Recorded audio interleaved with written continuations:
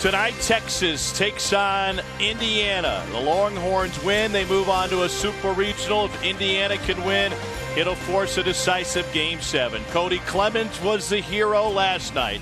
And earlier today, Indiana put together a 9-run frame. 24 minutes into the contest, the Hoosiers were in control thanks to 8 hits, including 2 home runs. Scotty Bradley with a 2-run shot. Matt Lloyd with a 3-run home run.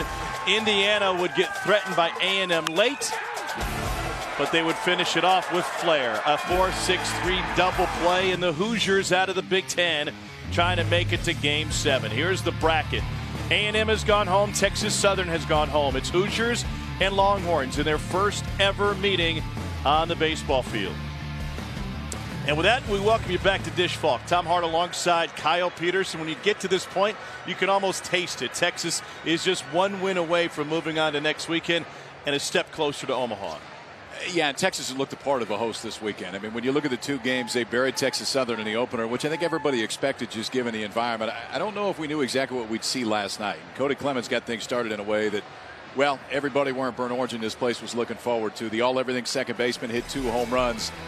21 for the year now, second most ever. Trails just Kyle Russell in the Longhorn record books, and now 67 RBIs, most in over 10 years here in Austin. In the first 2 reached. Then they scored. 3-run home run by Cody Clemens. Little peek at the A&M bench. Texas was off and running, and later on left. This one, a solo shot, didn't go quite as far, but it counted just the same. 2 home runs for Clemens. A complete night for Texas, and Nolan Kingham was outstanding on the mound. So here's what's on the line. Indiana can force a Game 7 with a win tonight. Texas is trying to advance to its 10th Super Regional. First pitch is next.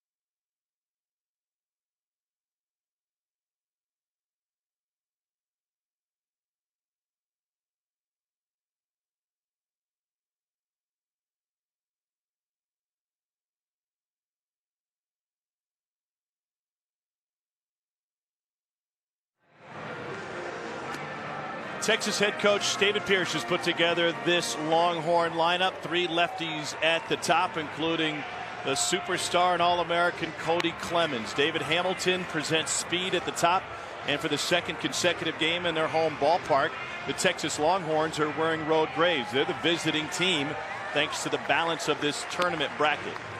Indiana is in the home whites. They have the 5th best ERA in the country coming into this weekend, and they're hoping for another fantastic performance. They will turn the ball over to left-hander Andrew Saalfrank. The sophomore from Hoagland, Indiana, is making his 2nd appearance of this weekend. 2nd appearance of the weekend, just the 4th start of the year. Fastball, curveball primarily. Curveball's pretty good. It'll play up over the course of the night. That's really the key for Saalfrank. We talked to Chris Lemonis, the head coach of Indiana, before the game, and he said, just get us 4. You get us 4, we'll piece it together and figure it out after that. 4 would be the longest outing for Saalfrank all year. The longest he's gone is 3 2/3. David Hamilton started last night's game against Texas A&M by reaching on an infield single.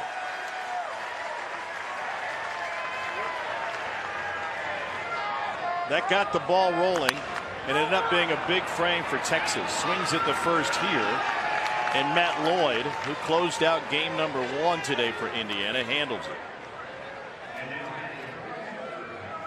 That'll bring Duke Ellis to the plate. So Indiana's got momentum. They've won 2 in a row, including a convincing win against Texas A&M earlier today. And the only question for Texas then is, can they continue their ride? That was an emotional win, a fun night at the ballpark for everyone in burnt orange.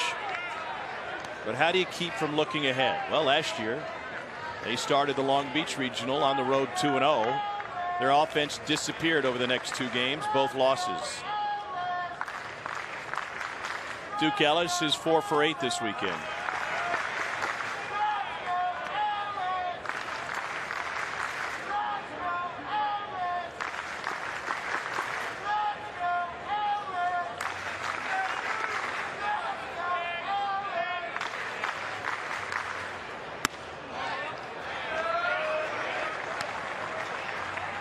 Their baseman Luke Miller's playing in. There's Cody Clemens waiting on deck. 21 home runs now, including 2 last night. Ellis to Walker. Justin Walker has been a revelation the last couple of games. I enjoyed talking to him before this one because for the freshman second baseman, I thought the first time we saw him this weekend, he didn't look very comfortable. He was not taking control of balls that were hitting the air on the infield, a little bit tentative on ground balls up the middle. He looked very different in the last game. This guy's looked different this season.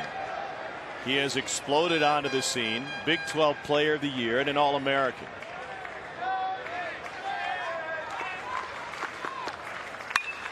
And he drives one deep to right center field. Sowers chasing it is off of the wall on a hop. And Clemens will be happy with a 2-out double.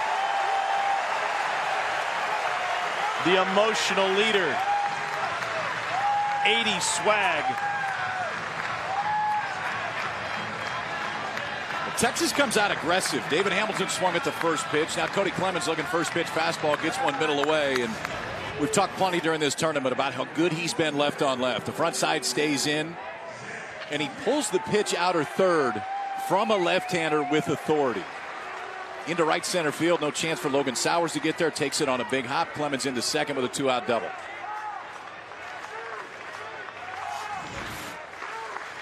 $13 doubles, 3 triples for Cody against lefties this season.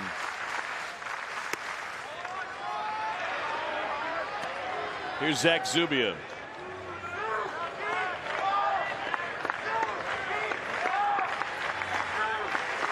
Sophomore has 10 home runs in the season. This is a really good Texas team. It is a young Texas team. They were forced to grow up in a hurry last year when many of these freshmen, then freshmen, were forced into playing every day. Those innings have paid off. They blossomed into league champions and the number 13 national seed.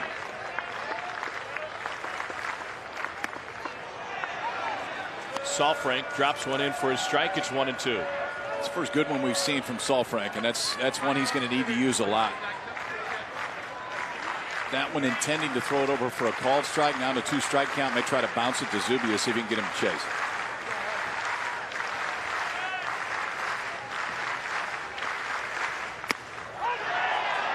Frozen.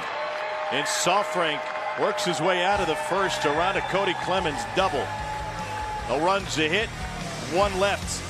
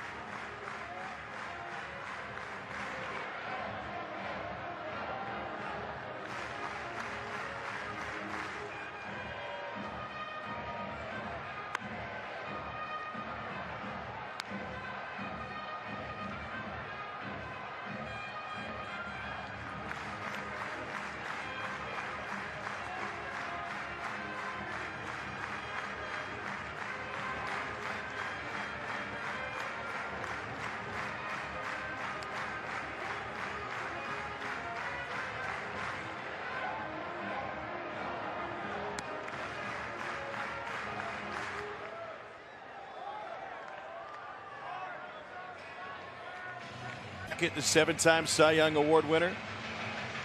The IP's in the house tonight looking for a regional title. And there's Chris Lemonis, the Indiana head coach. They've been playing loose this week. We're talking to him before game number 1, and he said, hey, which regional do we match up with again? Oxford, huh? Okay. Yeah. Don't let him fool you. He knows he's got a pretty good club, too. Blair Henley on the mound for Texas. Sophomore from Fort Worth out of Arlington Heights. Last start came against TCU. On May 19th, went 3 2/3, allowed a run. Walked 6 in that one. I think that's the one to watch. Throws a ton of fastballs. Fastball heavy, but he needs the breaking ball to go deep into this one. I think early outs are important, too. When you look at Henley's career and over the course of the season, it's not a ton of strikeouts. 52 strikeouts and 73 2/3. So if he's getting early soft contact, that's better. If it's late, guys have a chance to see everything. That's where he gets beat up a little bit. Logan Kalitha's the leadoff man for Indiana, and he sees the count even out at 2-2. Kalitha's from Michigan City, Indiana, came to the Bloomington area from John A. Logan Jr. College, and he torches one to left.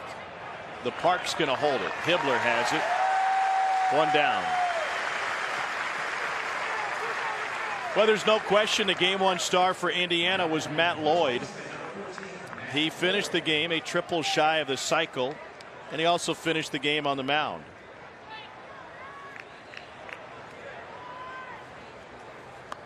Three hits for Lloyd, single, double, and a home run and a save. Decent start to the day. Change unis, go back at it. He's making broadcasters throughout the region look up the pronunciation of his hometown. We believe it's Okotoks, Alberta, Canada. If we are wrong, please send a self-addressed stamped envelope to the Longhorn Network.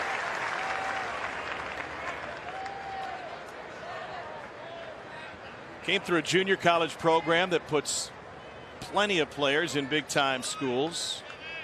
Iowa Western, just across the river from Omaha and TD Ameritrade.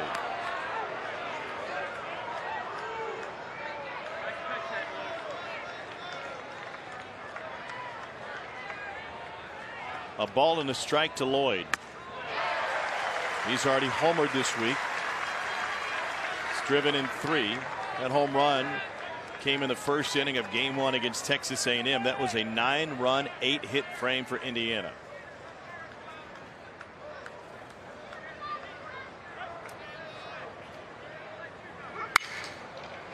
Hamilton got it.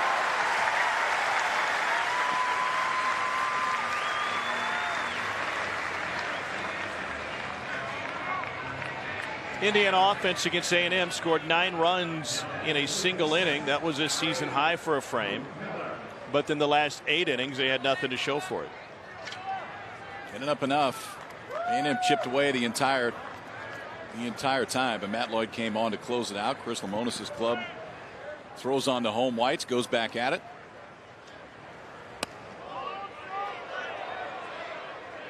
Talking to Lemonis before the game and said, all right, if you win the first one, who are you going to throw in the second one? He kind of threw his hands up. Well, I don't know. We'll throw everybody we need to in the first one, then we'll figure it out here in a few hours if we're still playing. Into center. Tate Shaw. 1-2-3 frame worked by Henley. This one's got a good pace. 11 pitch frame for the Texas starter.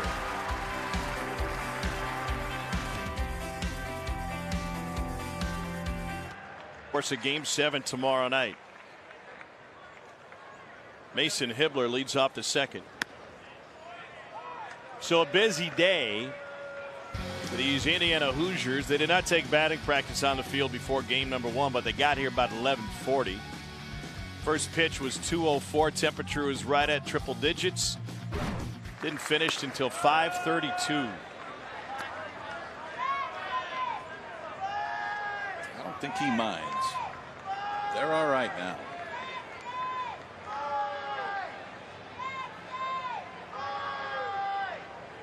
Making friends on a road trip. 2 balls and a strike now to Hibbler.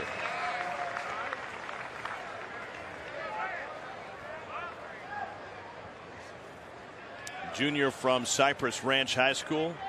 Had 0 offers coming out of high school. So he ended up at Odessa Junior College, where he grew into his body and found his power.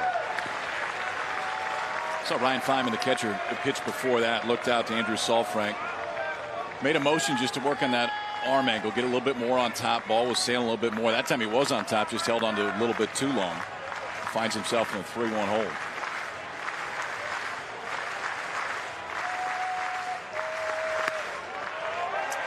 Did you have catchers that acted as pitching coaches like that? I did. I mean, I was fortunate. I threw to A.J. Hinch for 2 years, and then my roommate John Schaefer for the last year, and Schaefer some of my sophomore year. When they get to know you, and they know, all right, when you're going right, it looks like this, and when you're not going right, it looks like this, then you really start to trust that. Because the key when you're out there is the ability to make a 1-pitch, 2-pitch adjustment. If it takes until your next bullpen, that's not going to work. It's got to be a quick adjustment, and sometimes a simple move by your catcher gets you in the back in the right spot.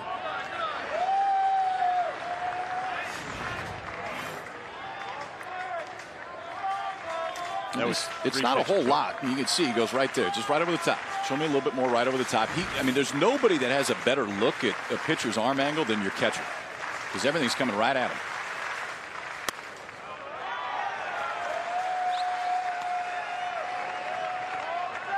This is the part of the Texas lineup that has struggled this week. Hibbler 1 for 9, Reynolds 1 for 10 with 6 strikeouts. And so that's why it'll be key for Saalfrank to get back after it against Reynolds. 250 hitter on the season with 4 home runs. And Sean Allen wants to have a chat with Reynolds now.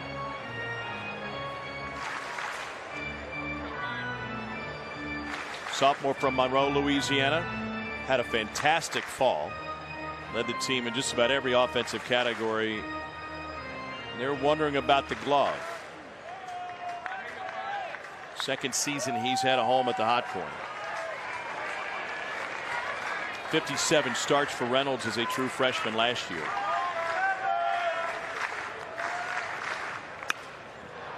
Can't get the bunt down. Reynolds did not have a great Big 12 tournament.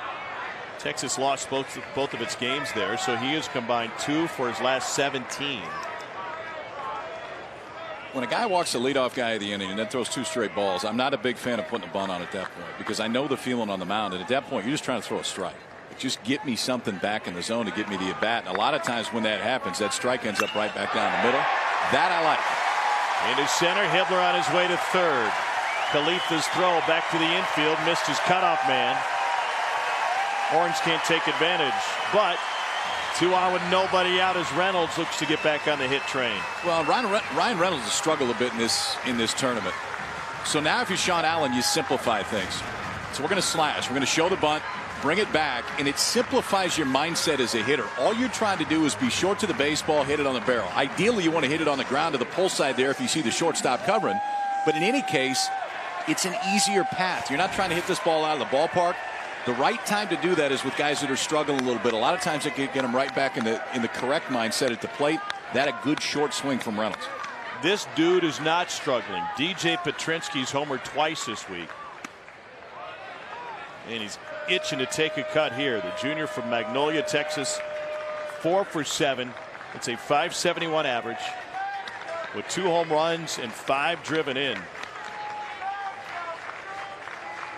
Led off the 4th with a solo shot last night.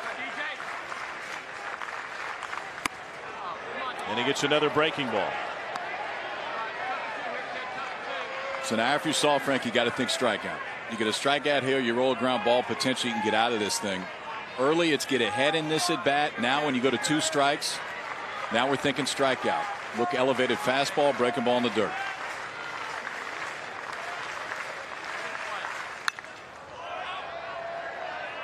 Elevated fastball fouled off. Here comes your breaking ball in the dirt.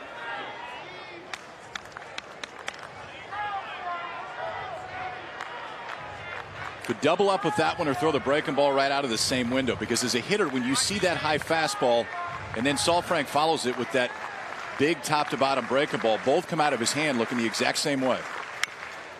Reached for and fouled off. And I think you can afford to bounce one in with Feynman behind the plate. Not only does Indiana have a good pitching staff, but Feynman's been good behind the dish. Indiana has the fewest wild pitches in the Big Ten. Feynman's thrown out over 40% of the base runners. No one has attempted to steal on Saalfrank all year. Left the breaking ball up, and it's fouled off. A couple of long balls for Petrinsky. This was Friday against Texas Southern. A 3-run shot on that smooth stroke. Sent it onto the hillside. Then last night against A&M, this one more on a line. Same result. If he gets going, this offense really lengthens.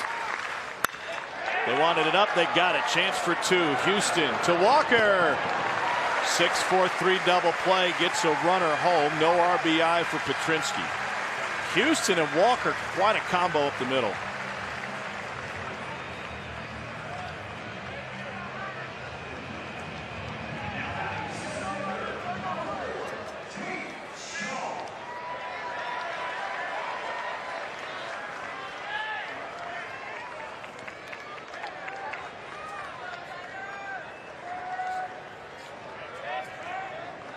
Washington is advanced out of the Coastal Carolina Regional. Hot shot past the glove of Lloyd. Trickles down the line where Sowers will finally find it. And Shaw's in at second base standing up. Second hit of the inning for Texas. So Washington is our first super regional contestant. Yeah. You got a look on your face. Washington, to me, is a team that I think was overlooked by everybody. And if they won the last game of the season, Washington would have won the Pac-10, Pac-12 regular season. They go out to Coastal, beat the 15 overall seed. Now they're waiting to see who they'll face. They will face the winner of the Stanford Regional. Stanford and Fullerton playing right now. Stanford would need to beat Fullerton twice. If Fullerton wins one of the next two, they would advance.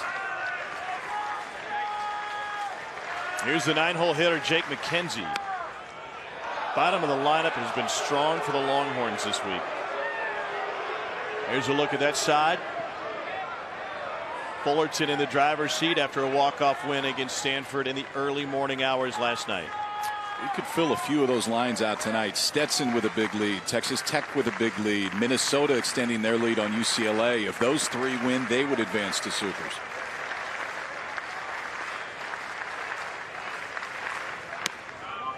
Pitch low, 1-1. Back to the bottom third of the order for Texas. 7 through 9 hitters are batting .500 with 2 home runs, 6 ribbies, and 9 runs scored. That is 11 for 22, including McKenzie, who is 4 for 8. You talked about this lineup lengthening, whether it's Petrinsky, Shaw, or McKenzie. They've been a real strength for Texas this weekend. Inside for a strike. McKenzie 2 hits and a sac fly. Texas first game here. Excuse me, second game here. In his first game he had 2 hits as well.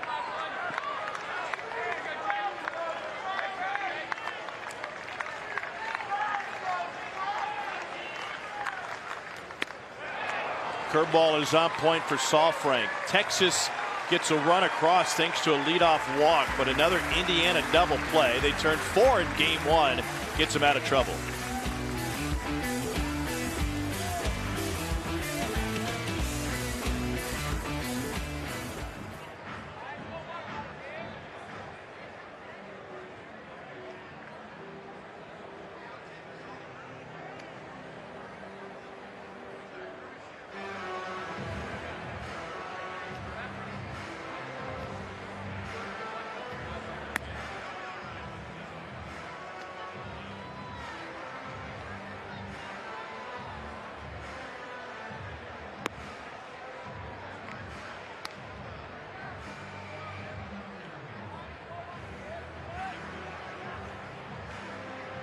Yeah, a little bit weird that for the second straight night, Texas is the visiting team in their own ballpark. That's how the formula works.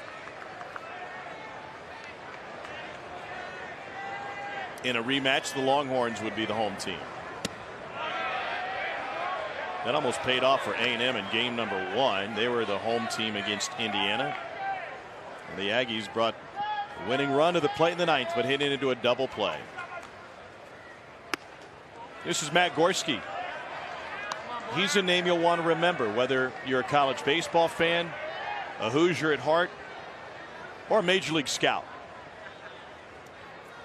Yeah, Gorski just a sophomore. but is going to scoot up some draft boards pretty quick. We'll see where he plays this summer. Could be in the K, potentially could be for Team USA. But this is a kid, the more that you watch him, has the ability to do a lot of things. Can absolutely fly. He's a 6'4", 6'5", 60 runner.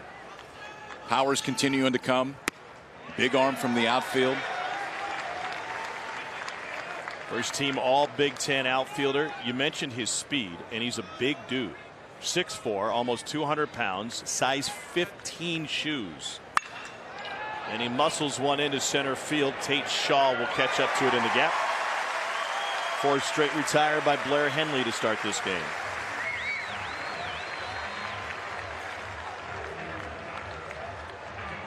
One down for Logan Sowers. Sowers just got a quick scouting report from Gorski as he passed him near the on-deck circle.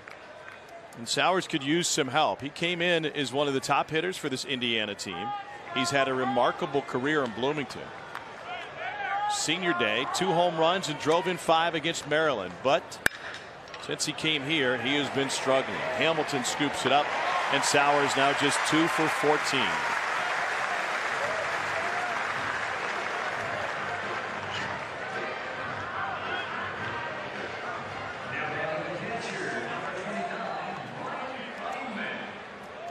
Wind was howling really for the first 5 games of this regional out to left center. Anything that was hit out there with backspin had a chance to carry out. Not that way tonight. Flag's hardly even moving tonight. Starting to actually cool off a little bit, down to 91. I know 91 doesn't exactly sound cool, but when it was 103 a few hours ago, it is.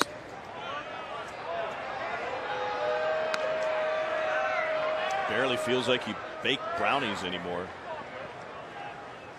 Here's Feynman.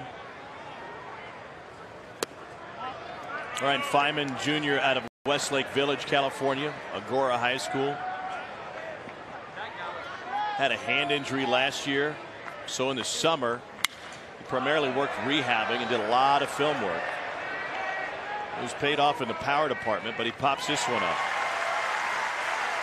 Blair Henley has faced 6. He's retired 6. That's a 9-pitch frame for the Texas righty.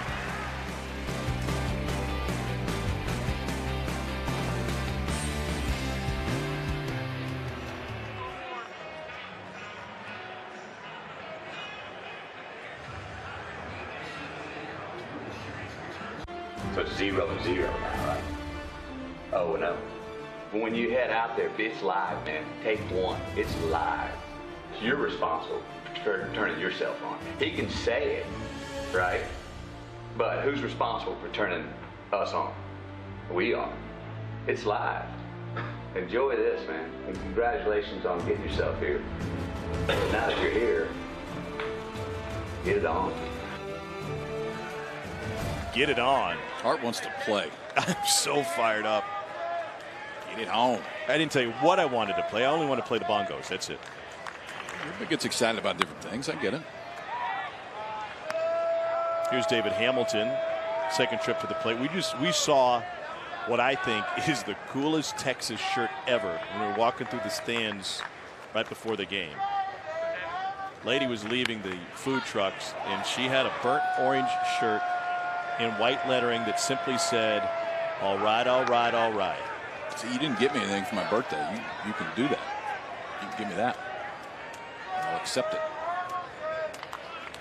Fair. Maybe I'll give you some candy striped shorts. Never smelled a clean pair. Swing and a miss as Feynman dropped down. And it's a 3rd strikeout for Andrew Saalfrank.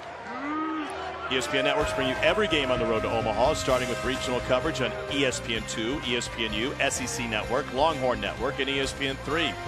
Whip-around coverage is also available through ESPN3 and the Bases Loaded channel.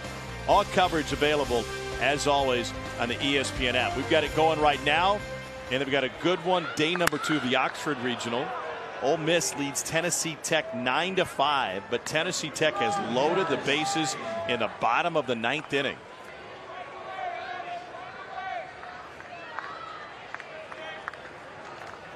And there's now 2 down for Tennessee Tech, the nation's home run leaders. This is Duke Ellis at the plate for the Longhorns. Ducks out of the way of the curveball from Andrew Saalfrank. Andrew Saalfrank's been very good so far. 9 of 11 first pitch strikes. The breaking ball has been very good. Leadoff walk, the only run that he's allowed, came around to score last inning. That one drops it in. That's the one he needs. Makes a fastball play up when you know you have to respect that breaking ball. I can almost guarantee you that's the first pitch that Cody Clemens is going to get in his at bat. Feynman weight on that. We've talked about that during the course of this year. But my favorite catchers are the ones that know when to go out and get it and know when to let the ball travel. And Ryan Feynman, the catcher, let that travel as far as he possibly could, trying to steal a strike. 2-2 to Ellis. Another one. Caught him looking again. That's 3 straight strikeouts for Andrew Saalfrank. 4th of the night. He's got that one going now.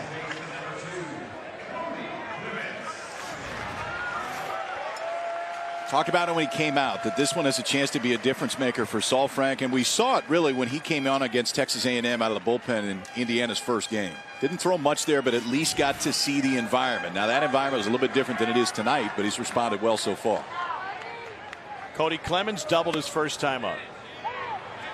Talking with Cody a couple days ago, he said one thing that he doesn't see, and I don't think he'll see it from Saalfrank, is the left-on-left change. Now, Bubich at Stanford threw him a few. Yeah. And you would know better than I, but that's one of the best in the country from his left side. Very good. Yeah, it is very good. And there's just not that many guys that do it. I'd be shocked if he sees one here. The fear when you throw left on left changeup, right on right changeup, is that it leaks back into the barrel and a guy leans on one. The curveball's going away from the barrel, so it's a lot harder left on left for Clemens to keep that front shoulder in, but he didn't have any problem with it the first at bat. 9 home runs against lefties this season for Clemens. He's punched out. Andrew Saalfrank is rolling. He K's the side. He has struck out 4 in a row.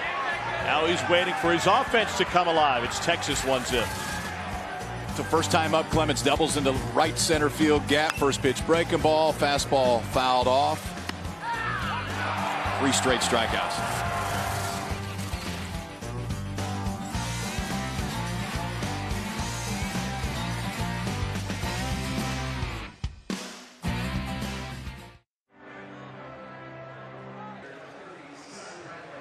Championship game for Texas. Indiana needs to win to force a winner-take-all game 7. Line shot right off the bat of Scotty Bradley. First hit of the game for IU is a clean single to right. First pitch fastball, and I think you'll see Indiana start hunting these if they get it. Scotty Bradley has put some pretty good swings on the ball the last few days. Fastball in or half, rips it past Cody Clemens at second base, who just can't quite get the glove to it. Bradley thought for a minute about testing the arm out in right field, but thought twice of it when he rounded first base. There's Justin Walker from Lafayette, Indiana, at Lafayette Jefferson. He's a true freshman. Had to battle his way back from injury earlier this season. Got hurt in the Minnesota series. Didn't even travel to Nebraska. Good change up there from Hedlund.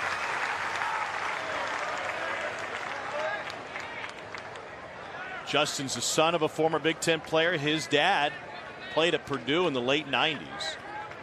His dad had to head back earlier this afternoon. Last check, he was in the Houston airport. No doubt watching on the ESPN app. Little squibber. What a decision.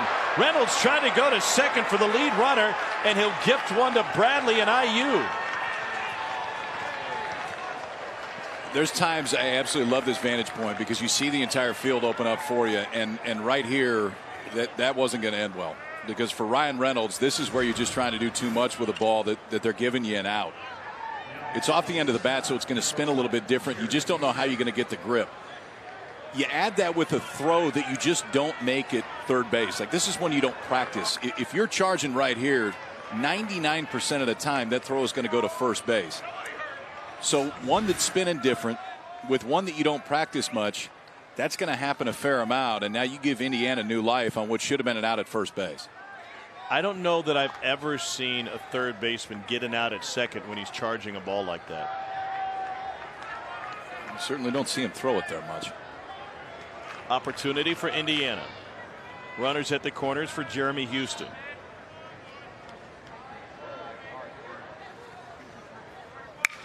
And Houston sends a line drive to left. It drops in front of Hibbler. IU will score to tie this game thanks to the throwing error. And the Hoosiers are right back in this thing.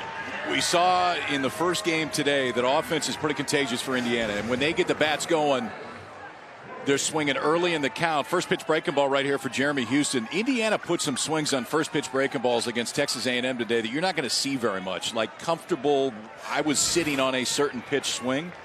It looked that way from Houston. It looked like he was up there looking for one pitch, got it, hammers it to left, and IU's tied it up. Logan Kalitha is 0 for 1 with a fly out to left.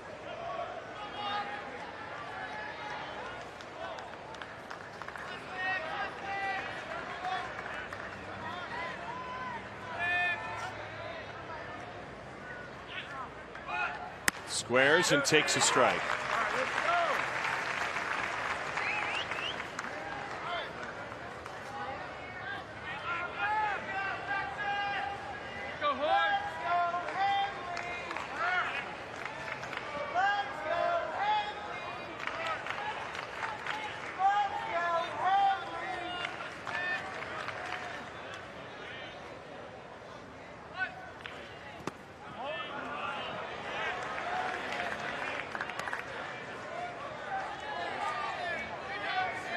Tennessee Tech has scored 2 more. Now 9-8 Ole Miss. 2 outs, bottom of the 9th. Winner of this regional meets the winner of the Oxford regional.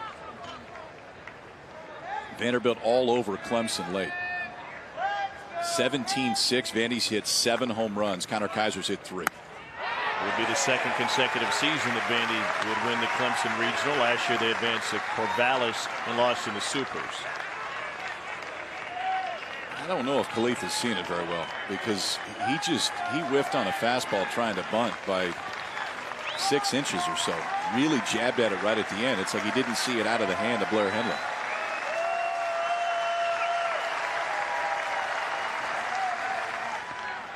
Curveball in the turf. 2-2. If you're Indiana at this point, I think you eliminate that one and you force him to throw it for a called strike. Because it's good. It's real good, but what it's not is in the strike zone.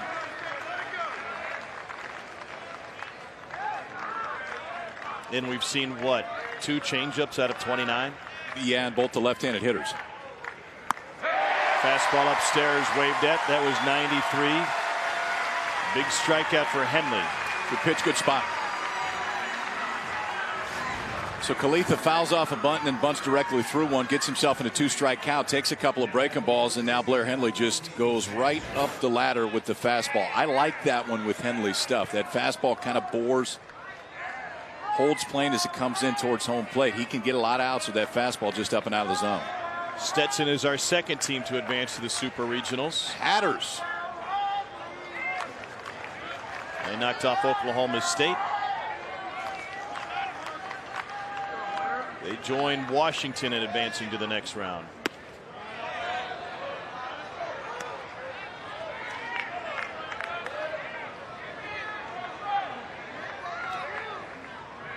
Matt Lloyd grounded out to short his first time up.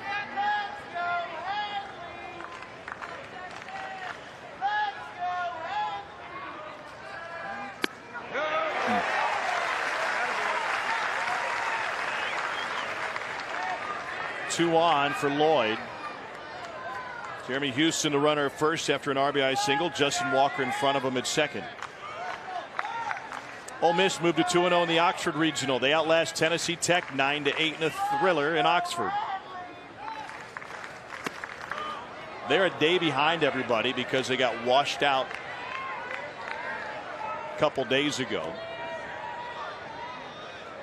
So Ole Miss will move to the regional final tomorrow afternoon.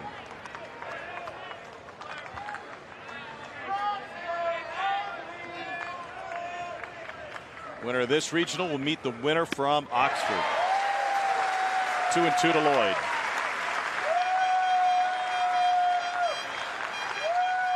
Stay there now. You see that swing, it looks like Lloyd's looking something off speed, or he's not seeing the fastball. I like the fastball here, but I would go in.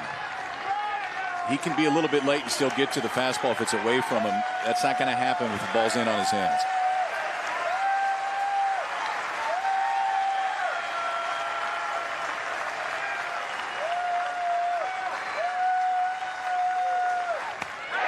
Late on the fastball at 93. Back-to-back strikeouts for Henley.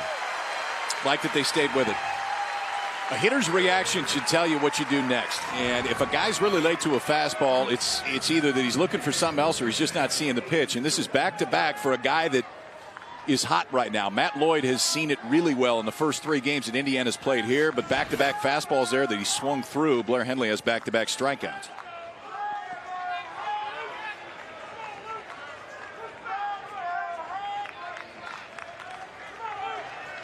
Luke Miller homered twice in one game against Texas A&M. First game of this regional. Came in his last 2 at-bats. And Henley showing pinpoint control now as he paints the corner with 93.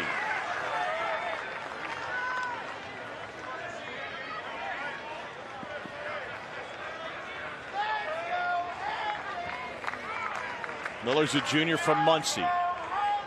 Came in on a 9-game hit streak. Runners go, and it's fouled off.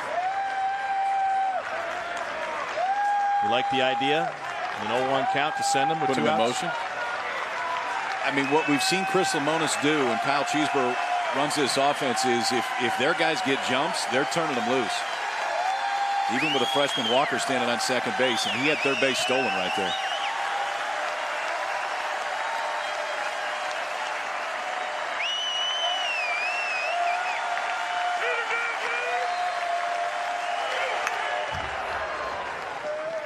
So Saul Frank on the other side has struck out 4 in a row. And now Henley looking for his 3rd consecutive K here in the 3rd inning against the top of the order for Indiana.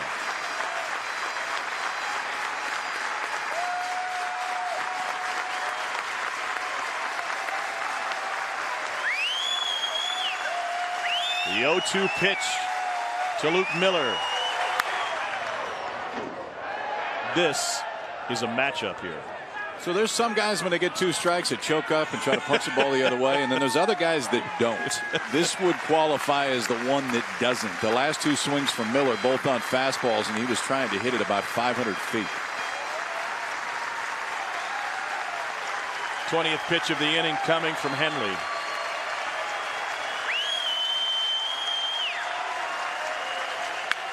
He went to the curveball, and it's pounced up the middle. Walker will score, and Indiana has its first lead. Selection versus location. You know, I would say in the location I thought was okay. It's down. Miller's just locked in right now because it's 2 straight fastballs that were 92, 93 that he was trying to go for the downs with. Then he recognizes a breaking ball, waits on it. You could see that move to where the weight started to go just a little bit. The hand stay back, front side open up, and he shoots it right back up the middle. That's just recognizing the pitch. That's a really good at bat. Indiana did a fantastic job recognizing the pitches from Kaylor Chafin in game 1 today. They knocked the A&M starter out after 7 batters, and he'd only recorded 1 out. Talked to Chris Lemonis about it before game 2. He said our guys have a really good feel. They've faced some great pitching this season. Henley goes back to the fastball, and Matt Gorski fouls it off.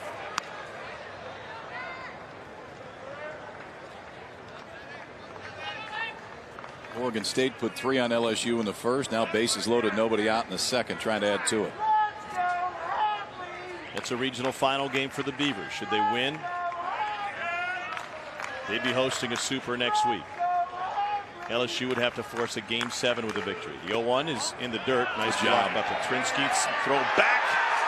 Oh, that was close and aggressive. He thought he had Jeremy Houston off the bag. That's good work by Petrinsky. We've talked about how the offense has come. He's homered in each of Texas' first 2 ball games. This is pretty good work right here. It's one thing to block it. It's another to keep it close enough that the base runners can't go anywhere. Big secondary lead by Jeremy Houston. If this throw was on the third base side, Houston's probably out. But for Petrinsky, I mean, the goal of any catcher when you block that baseball is to either block it directly onto home plate or keep it right in front of you. This one bounced right into the bare hand, and he had a chance to throw Houston out at second base. Threw his way right out of his mask. Had to get a new one in between pitches.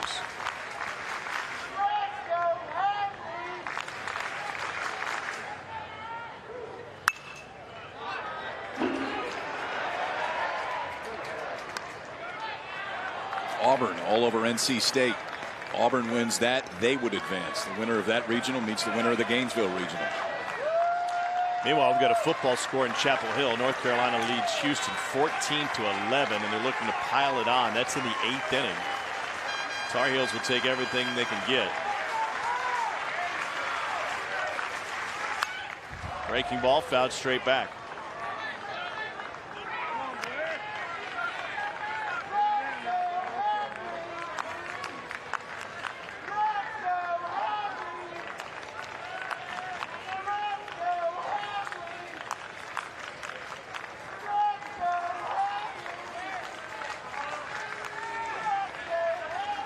Fifth pitch of the inning for Blair Henley, and that's a balk. Houston dancing off second grabbed his attention. Both Houston and Miller will advance. Indiana is really active on the base pass, and they've shown aggressiveness in taking an early secondary. So watch Houston on second base. He's not going anywhere to start. But that move, that one move to third base was enough just to get Blair Henley to flinch, and that's all you need to do. Now 2 in scoring position for Indiana.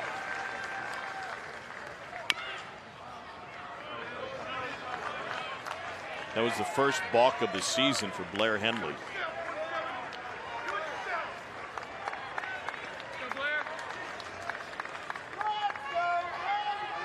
Henley needed just 20 pitches to record the first 6 outs. He's already at 25 here in the third alone.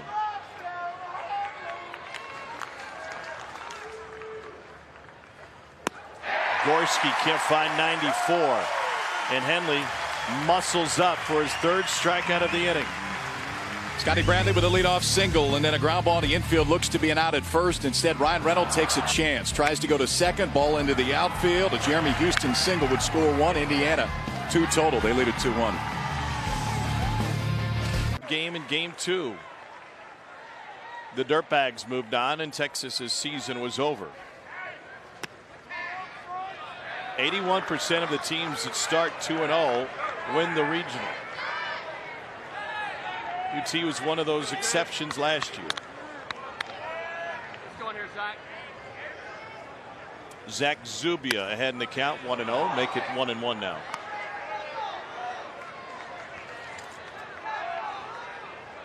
Mississippi State trying to force a winner-take-all game 7. Tallahassee Regional, they lead Oklahoma 9-1. Arkansas gave up 2 in the first, has come back to take a 3-2 lead on Dallas Baptist.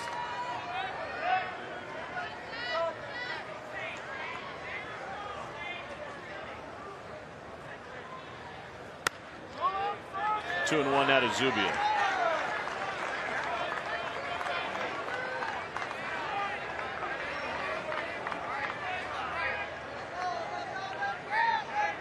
North Carolina is 3 outs away from its 8th super regional appearance, but they'll have to wait out a lightning delay with a 3-2 count. The base is loaded and 2 out in the bottom of the 8th.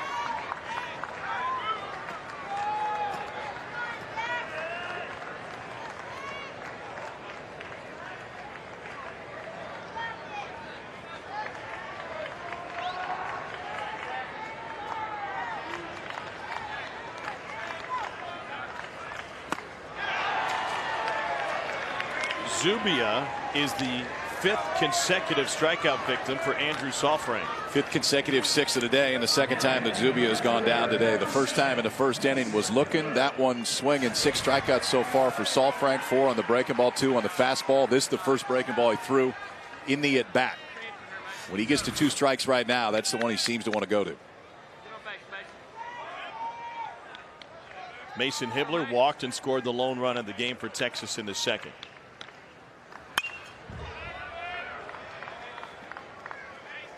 Vanderbilt shortstop Connor Kaiser tied the NCAA tournament single game record with 10 RBI tonight. It was set by Miami's Kevin Brown back in 2001. That's a good day at the ballpark.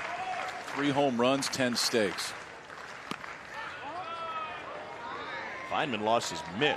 Your curveball's pretty good when it knocks the glove off your catcher. That may have been a strike too. Texas has now struck out 25 times in 21 innings of action here.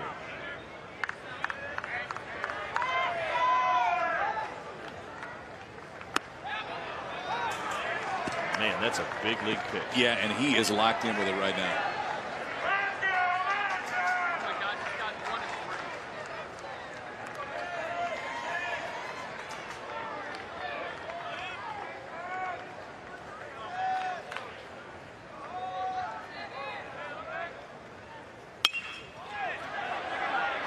Strikeout streak will end. A bullet from Miller, though, is out number 2.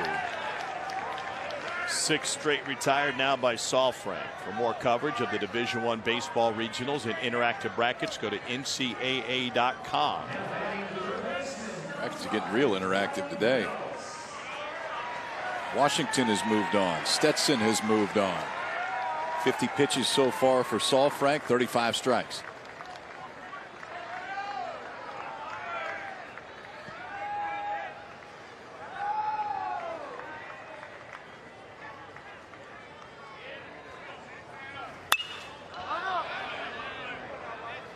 This is Ryan Reynolds, picked up a hit his first time up.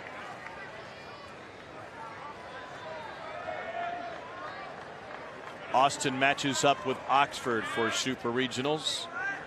Ole Miss 1 win away from a regional title.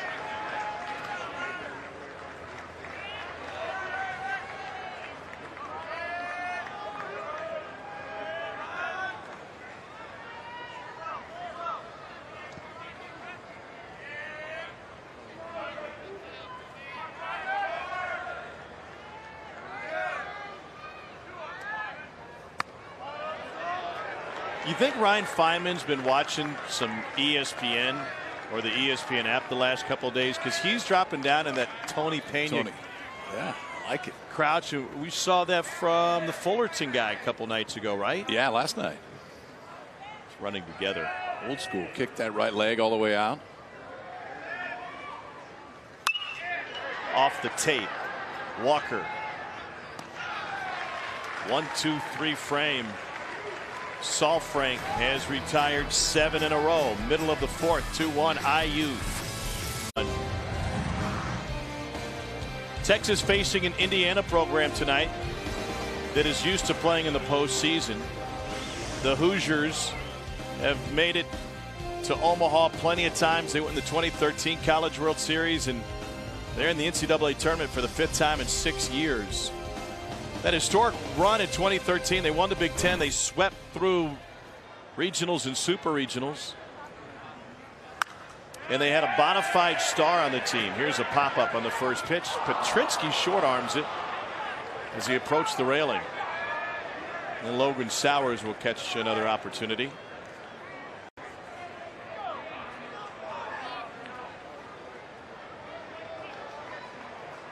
Kyle Schwarber was on that team before going on to the big leagues and starring for the Cubs I think what's overlooked about that Cubs World Series championship is the fact that Schwarber, who went 4th overall in the 2013 draft, he was hurt all year.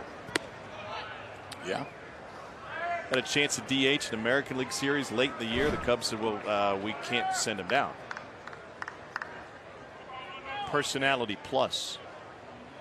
He was such a good college hitter. 40 home runs in his Indiana career. 2-time first-team All-American. I think that was the same year that Michael Conforto was there for Oregon State, too. Sounds right.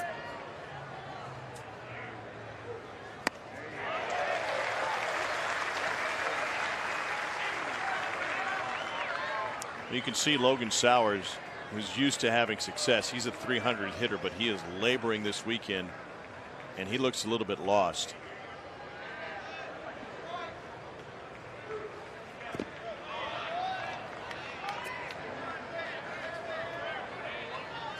Top 10 in Indiana history in hits, walks, home runs.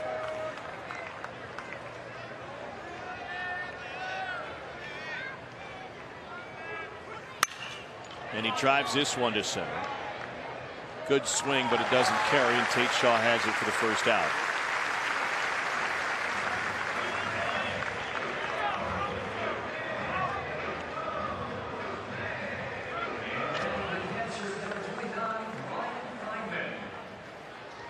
Under the lights at Dish Falk Field.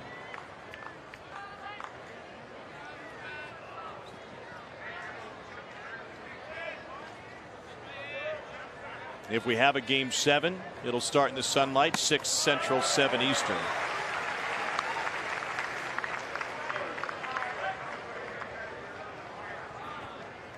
Ryan Feynman popped up to Jake McKenzie last time up. He's talking about Feynman's rehab work in this past offseason. Got his hand fixed, did a lot of rehab on that, and while he was doing it, went to work on the film. He copied Cody Bellinger's stance, added a leg kick, that coinciding with getting his body in better shape, new diet, shed 20 pounds. 7 home runs in the season, 400 this weekend. But frozen by the breaking ball. 4th strikeout for Henley. He has K'd 4 of the last 6. Yeah, and Henley able to do something there, back-to-back pitches that he hasn't done yet today, and that's land 2 breaking balls. Feynman took them both. And this is key to me for Henley. If he has the ability to do that, to where he can throw that curveball for a called strike, then you force Indiana to come out of the zone and swing at it. Up to that point, he had not been able to do it back-to-back. Strikeout's not an issue tonight. Second time through the order, Henley struck out 4 of 6. Here's Scotty Bradley, singled and scored last time up, and he sends one the opposite way. Base hit for Bradley. He is 2 for 2. The Commodores of Vanderbilt have advanced to their 8th Super Regional appearance. 7th time in the last 9 seasons for Tim Corbin's squad.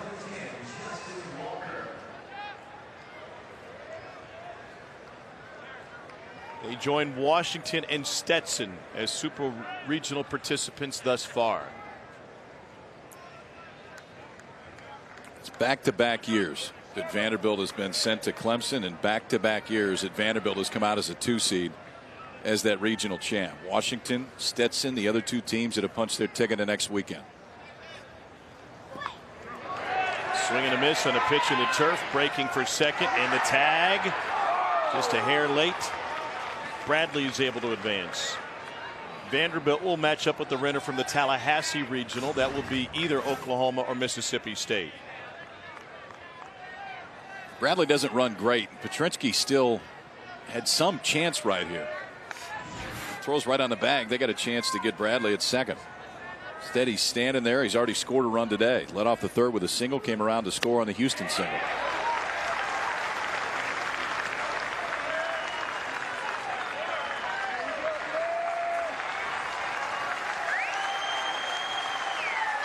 Nothing in 2 to Walker.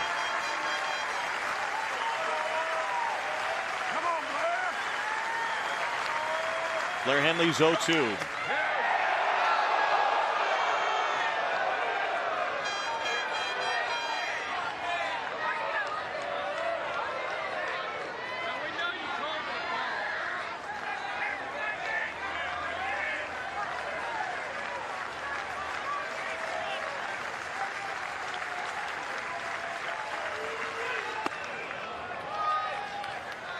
Indiana has played a good conference schedule and non-conference schedule this season. Oklahoma, South Alabama, road trip to USD to take on San Diego. They were ranked at the time. Midweeks against Notre Dame, Kentucky, and Louisville.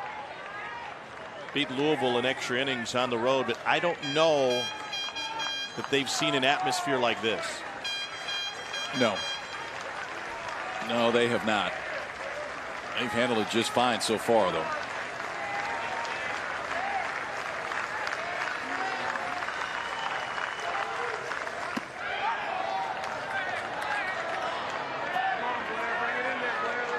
Oh, 2 to 3-2 here for the freshman Walker. Phil Haig, the pitching coach, on the left. David Pierce on the right.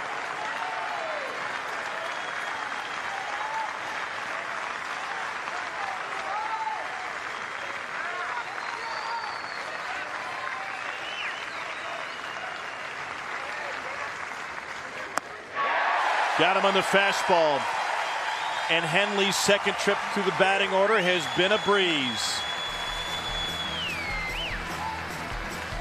Talk to your kids about handling their emotions this weekend. Well, honestly, I think they've been very good at it, but this is the key. We haven't been behind this weekend, so I want to see how they respond right now and just staying in control. But really, the less I say right now is probably better.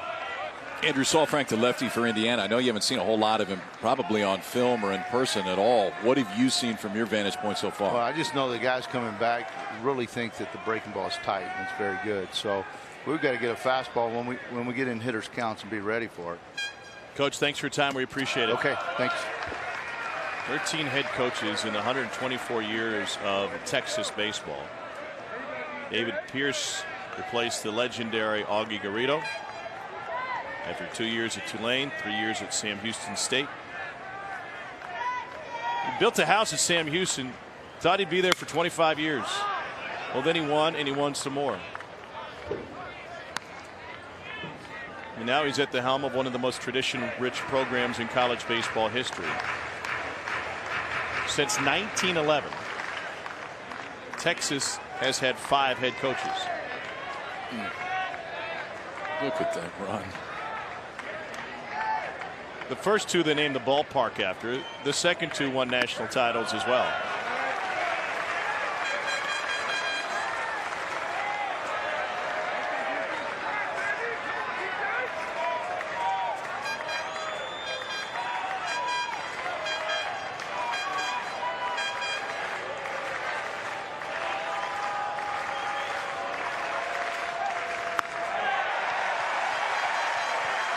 Leadoff walk to DJ Petrinsky.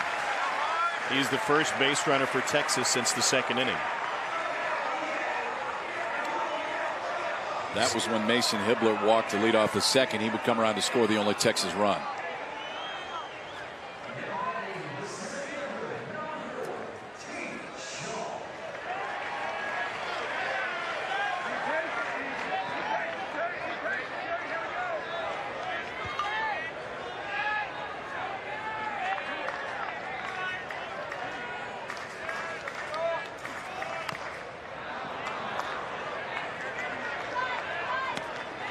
I like the pitch selection right there because you think there's a pretty good chance that Tate Shaw is going to be bunting. So after misfiring with some fastballs to DJ Petrinsky, first pitch breaking ball right there, which is not an easy pitch to lay down. You could see Shaw wasn't really comfortable with it. We bet he'll see another one here. And this one's perfectly placed. Fire to first in time. Breaking news on the coaching front from Kendall Rogers of D1 Baseball. TCU head coach Jim Schlossnagle has reportedly pulled his name out of the Mississippi State job and will remain at TCU. That's big news for the Frogs, for the Big 12, for the state of Texas, especially on the eve of the draft. Mississippi State is replacing Andy Cannizzaro, who lasted just 1 weekend this year. Gary Henderson, the interim head coach, has him knocking on the door of a Cinderella run in the postseason.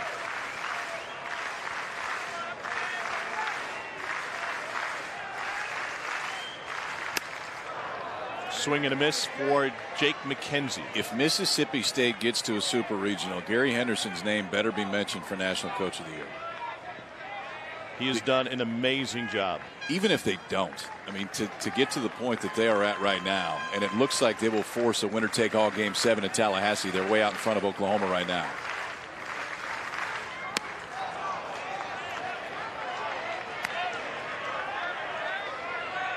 Mississippi State had to play the first nearly month of the season away from home, and they had to do it after replacing their head coach after being swept in state by Southern Miss on the road. They were lucky to have Henderson there. He has plenty of coaching experience in the SEC and head coaching experience. Right side, great range, Lloyd, and nobody can get to the bag quickly enough. McKenzie beats it out. Texas with runners at the corners.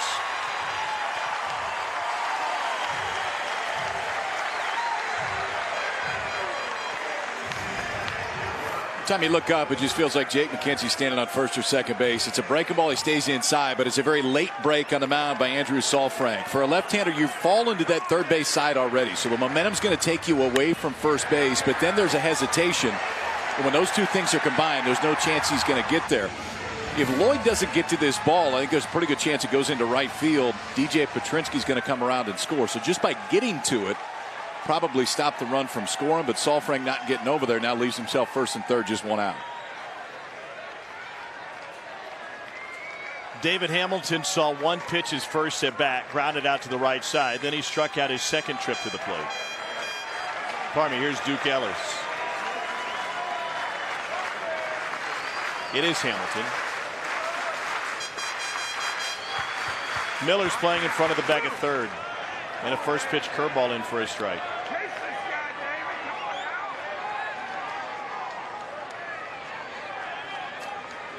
Safety? Why not? Wouldn't surprise me. He could beat it out anyway.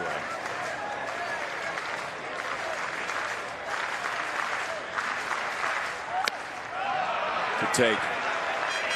Good take. Hamilton struck out last time. That one, those hands started, then he followed it all the way back into the glove of Ryan Feynman. Hamilton's riding a 12-game hit streak.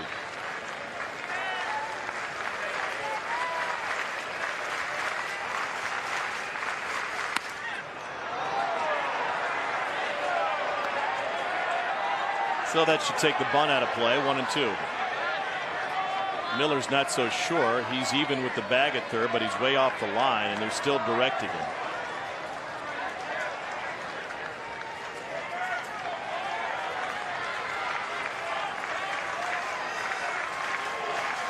Might be tough to double up Hamilton on this slow turf. The 1-2. Strike three called. Big time pitch from Saalfrank. 2 down. His confidence in the curveball tonight is through the roof.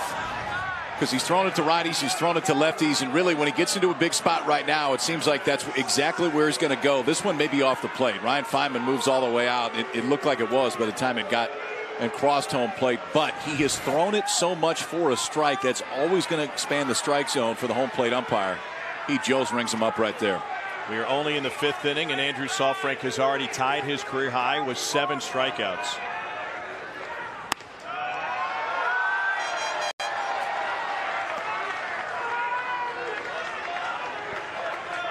This is Duke Ellis. She is 0 for 2 today. Soft line drive in the first, struck out looking in the third.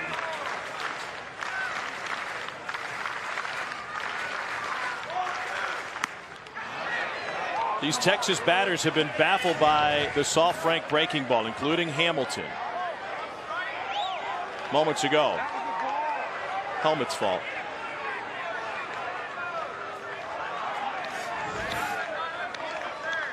Tate Shaw to turn around, see how far that one flew. I've dodged a few of those in my time. Vinny, we need a new helmet.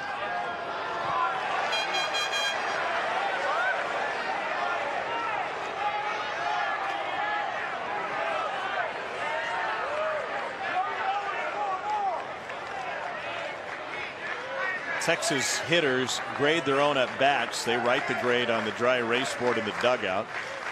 Wait to see what Hamilton will grade out as. Jammed him.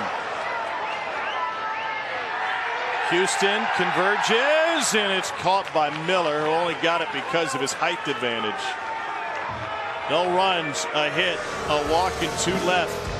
David Hamilton caught looking at a strikeout. 5th time in 6 years. How does that experience help your roster going into this weekend? We played in a lot of big environments, and just guys have been here before, and it's part of the expectation now in the program, and something that we take a lot of pride in is being a consistent program and being here year after year. Chris, we talked before the game about Andrew Saalfrank, and he's been outstanding. How far can he go? I think he's got 1 or 2 more. I mean, just depending on how much. He's had some really clean innings, and then he's had a couple tough ones. So it'll depend. I don't know about the fatigue and everything that's going on, but we'll just watch him there. Have you seen any signs? Got him. Hey, I'm putting in a hitter, so hold on a second. Right, do your work. There you go.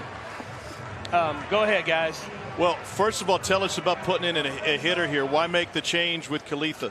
Yeah, just trying to get a little bit more, get a good at bat here. The lefties have been swinging it good, and I got another outfielder that can go in and play just as good a defense. It leads me really multitask, by the way. That was well done. Pretty good, huh? I had them all ready. I just didn't know who if I was going to bunt or I was going to try to hit one in a gap. So. I hope you don't text and drive. Last question. We'll let you get back to working. You mentioned the fatigue. Have you seen any signs of fatigue from your team having been at the ballpark all day? Not too much. I thought in the first inning or 2 we were just a tick late. We hit a lot of those long fly balls to the wall on some pretty good pitches to hit. But since then, I think we've been pretty good and shortened up, giving ourselves a chance to get the swing off. Thanks for your time. We appreciate it. Thanks, guys. Thank you. Not very often you hear a change on the head tip. I don't think I've ever heard Dunham pinch hitting. Logan Khalitha, the starting center fielder, taken out of this game. The lefty to the plate and Dunham.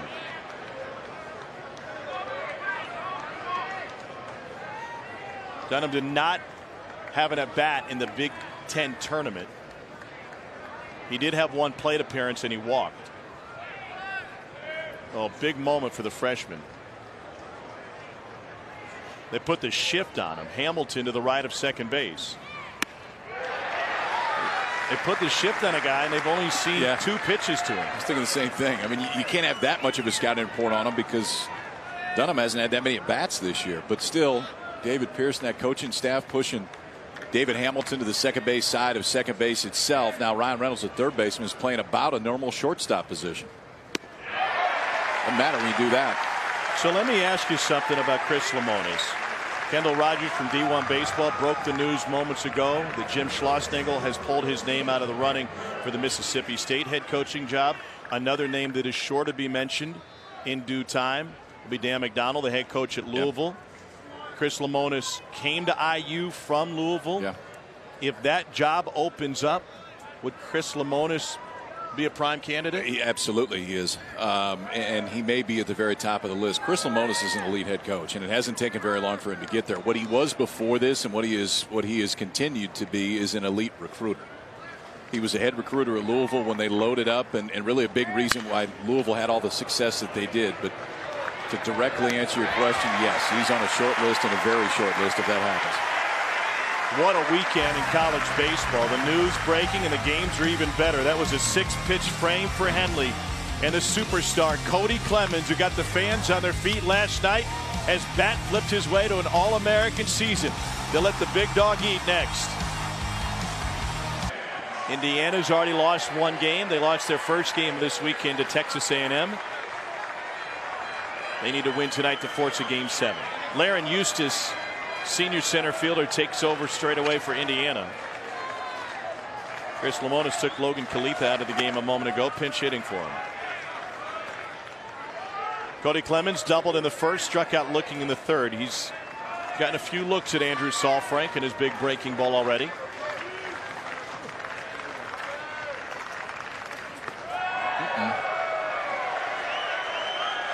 Haven't seen that one yet.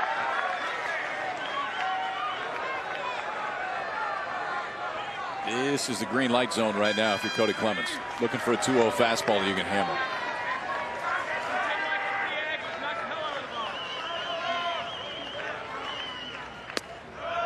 Wow.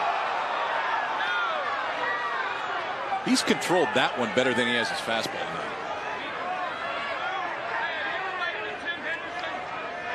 That dude pitched off his fastball for an entire career on his way to 7 Cy Youngs.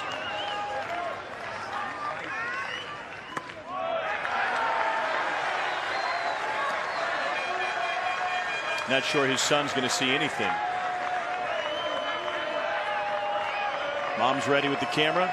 Debbie part of the 6,855 in attendance tonight, including Texas quarterback Sam Ehlinger.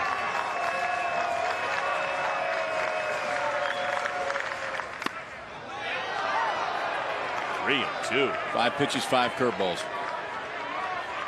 Here comes the 6th.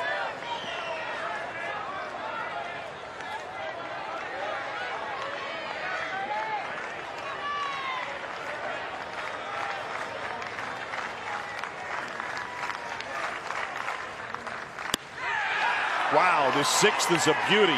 It's strikeout number 8 for Andrew Saalfrank. Thought Cody Clemens might hunt that one 3-2. And you could see the reaction. He was still looking fastball, just couldn't pull the trigger on the breaking ball. Andrew Saalfrank has been really good with that pitch tonight. It's been an elite curveball just from a movement standpoint, but what's made it so much better is his ability to throw it in the zone for called strikes. 8 strikeouts, a career high for the sophomore left-hander. This is his 3rd trip through the lineup. Zach Zubia is 0 for 2 with 2 Ks. In Raleigh, North Carolina moments ago, Auburn claimed its first regional title since 1999. The Tigers advance.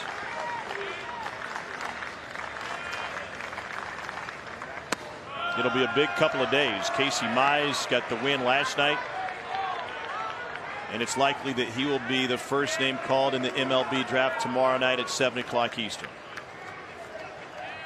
Auburn is the 4th team to punch its ticket to the Supers. First time in 15 years that Auburn's gone to the postseason back-to-back years. Butch Thompson now has them in a Super. And again, Auburn will meet the winner of that Gainesville Regional. If Florida comes through, we could have a Casey Mize Brady Singer matchup, game 1 of that Super.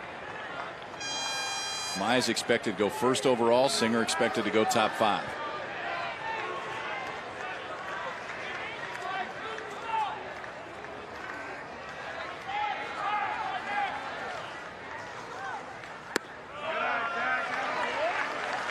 Changeup from Saalfrank. That may be the first one we've seen tonight.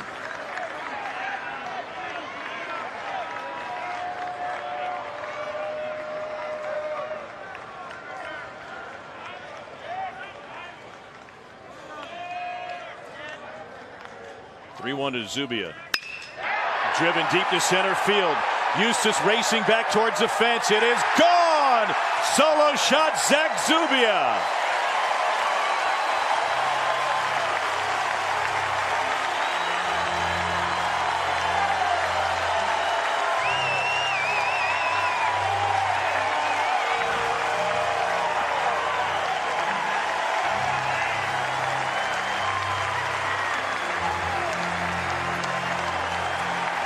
We are tied at 2 here in the 6th.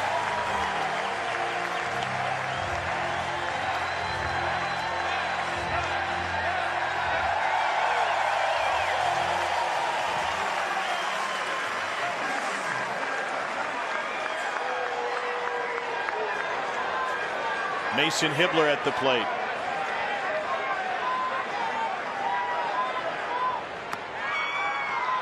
Back to the breaking ball. It was not a breaking ball that Zubia hit out. 3-1 fastball for the guy that has probably the best raw power in the entire ballpark tonight. Zubia hit it out to the biggest part of this field. Struck out his first 2 times up, tied it up his 3rd.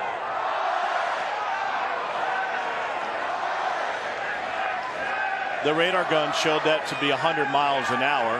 It may have been over 100 off the bat of Zubia.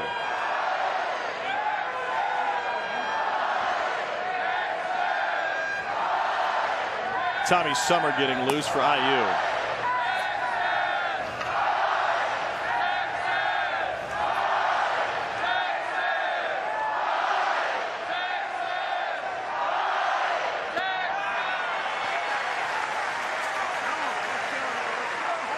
Andrew Saalfrank's on fumes right now. Most pitches he had thrown in a ball game coming into this year was the first start of the year. 55 pitches against South Alabama. The next pitch will be his 88th.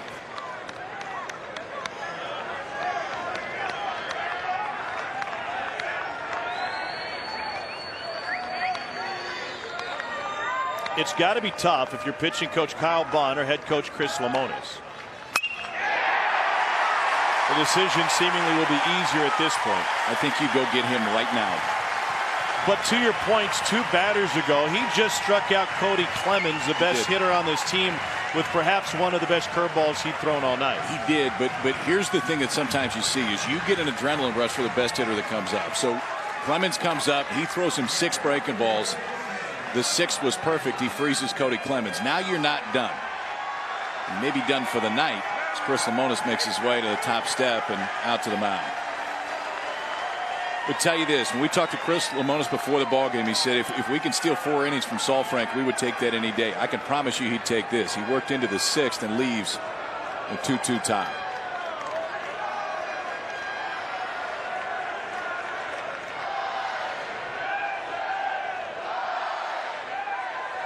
Tommy's first one out, he said. This is Tommy Summer. He replaces Andrew Saalfrank. The best Saalfrank can do is a no decision thanks to this shot from Zach Zubia deep into the Texas night. Andrew Saalfrank done after 5 1/3. Season high in pitches, innings pitched, and a career high in Ks. He did everything he could for Indiana. He was really good. Really, really good. The curveball was elite tonight. We saw signs of that the other day against Texas A&M. What you didn't know is A, how far he could go, and B, if he could land it for the called strike consistent enough. He did both of those tonight. Has given Indiana a chance here, but now Texas will face a freshman left-hander. Tommy Summer threw 2 innings against Michigan State on May 24th. That's his last outing. Struck out 2, did not allow a run. He's from Carmel, Indiana, 6'4" southpaw. 13th appearance of the season. Almost a 3-to-1 strikeout to walk ratio.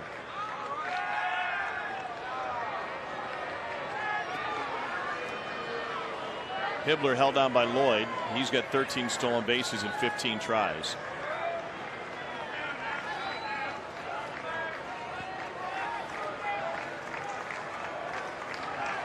Oregon State all over LSU, 6-0, bottom of 4 in Corvallis. It's a regional title game for the Beavers. Eustace in center. 2 down.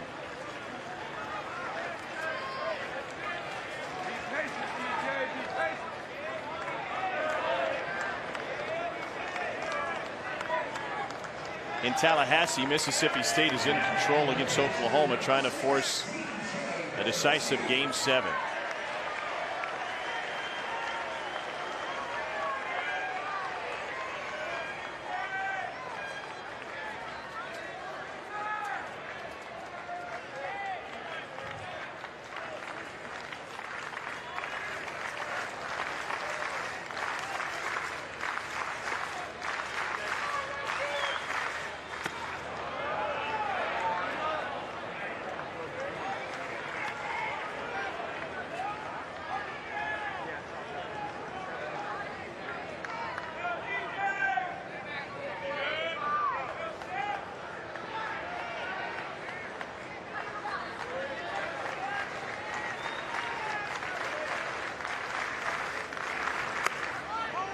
Just off the plate, 2-0.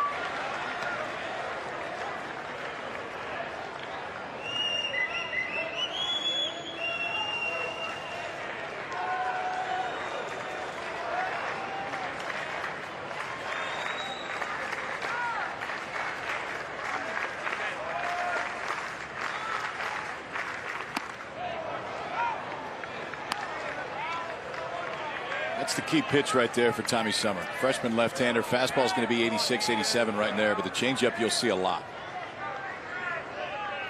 Talked about Cody Clemens saying he hasn't seen a lot of left-on-left changeups. He may if he gets up there to face Summer.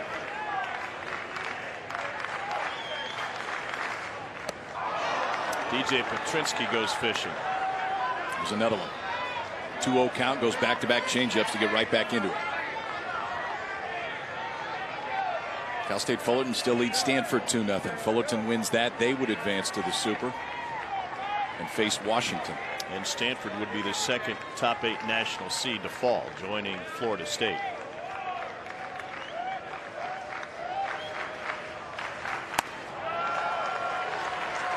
Full count.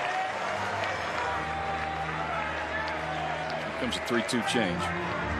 Potentially batting .500 this weekend with 2 home runs and 5 ribbies.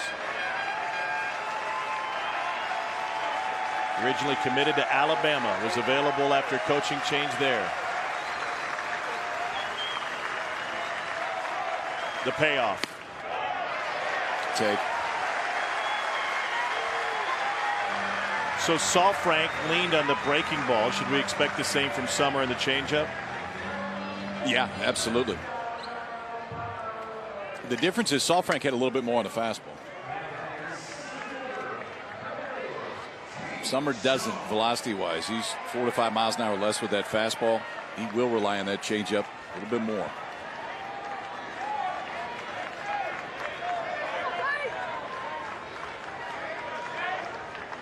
Here's Tate Shaw.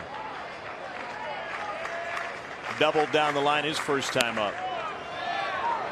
And he takes a changeup for a strike. There's your left-on-left changeup.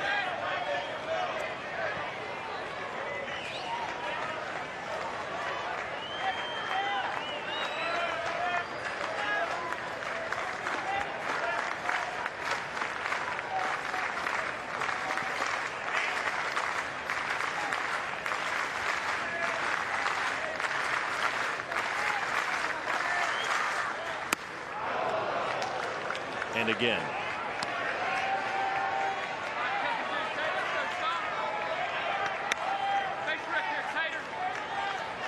Indiana's put 2 lefties on the mound tonight, and they have 2 very different looks.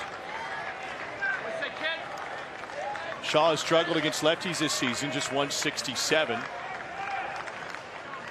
But one of his 9 hits came earlier tonight against Saul Frank.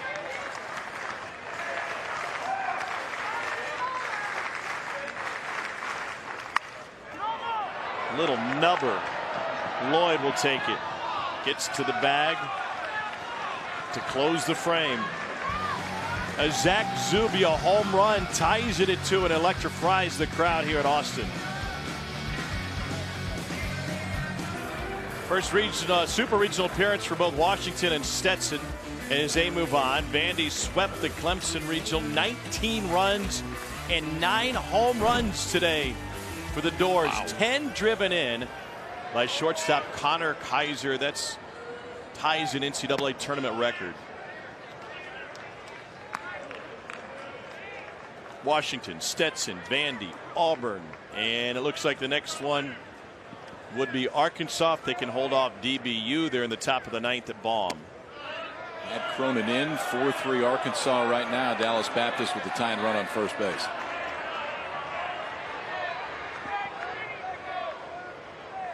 Luke Miller drove in a run. He is 1 for 2 tonight. And he sees the count go to 3-0. Miller turned down the Twins last year at about this time. He was their 31st round selection. Elected to come back to Indiana. Junior from Muncie. Came into this on a 9-game hit streak. A couple of Texas relievers getting loose. Parker Joe Robinson on the right, Cameron Fields on the left, into center field. And a base hit for Miller, his 2nd hit of the night. Connor Kaiser drove in 10. This is a shortstop, by the way, who's not exactly known for his power, but you would not know that. Clemson's a great ballpark to hit in. Clemson, number 2 in the country in home runs this year, and Vanderbilt doesn't mind going there. That's back-to-back years. Vandy's gone in as a 2 seed and has left as a regional winner. 3 home runs, 10 stakes for Kaiser tonight. Vandy moves on. The second one hit the bus. Hit the cheap seats. It's parked behind the wall in right field. Monty Lee's squad drops that one. They lose in a home regional again. Clemson joins only 5 other teams to be eliminated at home in 3 straight seasons. The most recent being Georgia Tech from 09 to 11.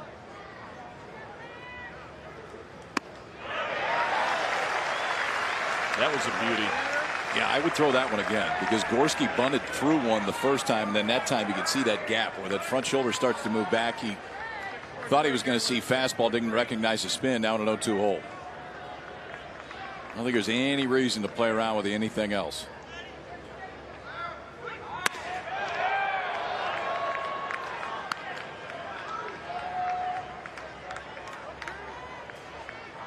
East Carolina is the 5th Regional 1 seed to be eliminated. That's right on the average for the first 19 years of the current format.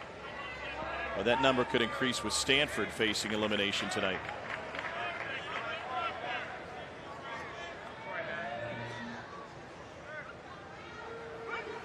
One-two pitch to third, to second, Clemens to first, and the Longhorns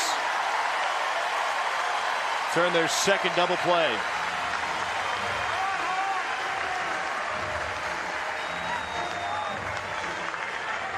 Gorski can really run. You're not going to see this very much, but gets the ground ball to Ryan Reynolds, who you got to feel wanted another one right now. Wanted the chance to start the double play. This one a little bit easier.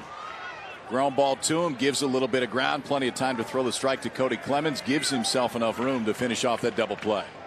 68 double plays turned by Texas this season, 3rd highest total in the NCAA. And now Logan Sowers at the plate. Cal State Fullerton now 5-0 on Stanford, bottom of the 5th.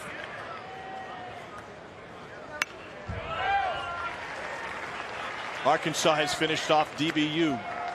It'll be the 7th Super Regional for the Hogs, their first since 2015, when they had Andrew Benintendi on the team. They're the 5th team to punch their Super Regional ticket. Curveball golfed into the gap in left center field. If Logan Sowers gets it going, Indiana could ride his bat. That's just his 3rd hit of the weekend. He is 3 for 16.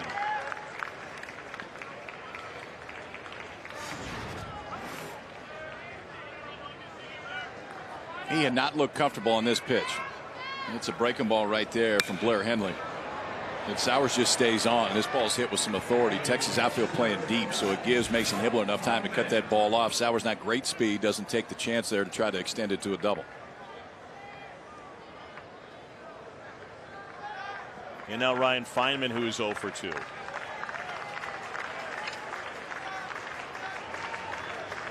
So Arkansas, with their regional win, in line to host a Super Regional next week at Baum Stadium. You think that place will be packed? Holy cow. Dixon Street will be lively tonight. Usually is.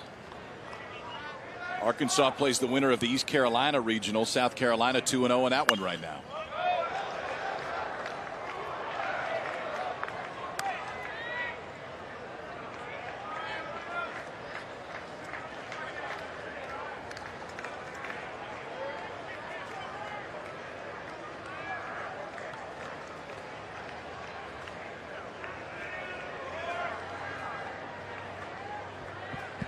The 1-1 to Feynman.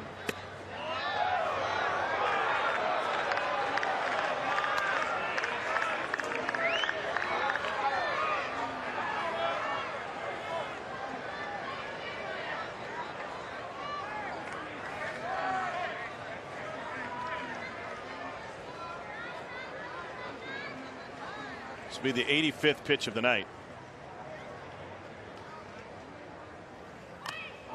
Ouch.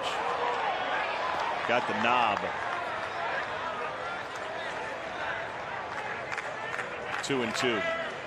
Well, should South Carolina win the Greenville Regional, they'll go back to Baum. They're the only SEC team that beat Arkansas in their home park this season. They won 1 of 3.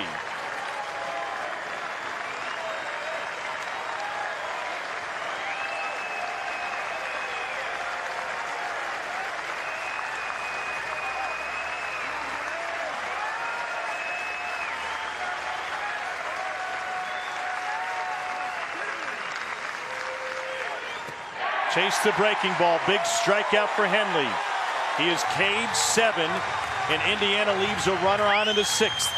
The pitcher's duel continues. We go to the 7th, tied at 2. He's found this one too. Breaking ball from Blair Henley. Ryan Feynman can't hold up. We had a great one here in Austin tonight. By Capital One. Tom Hart, Kyle Peterson, our sensational crew on hand tonight. We've already seen 6 tickets punched, including Texas Tech. Red Raiders will be making their 3rd Super Regional appearance.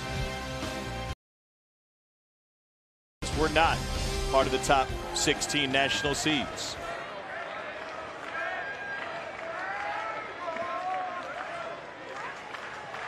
Third Super Regional for the Red Raiders, all coming in the past 5 seasons. This is Jake McKenzie for Texas.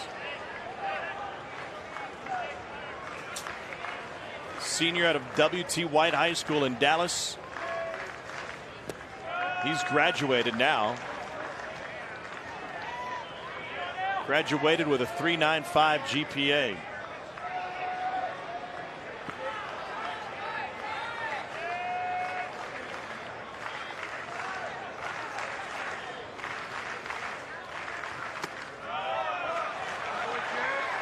You know, if they measure GPA like they do WAR, where it's cumulative as opposed to an average, I don't think I still could have gotten a 3.95.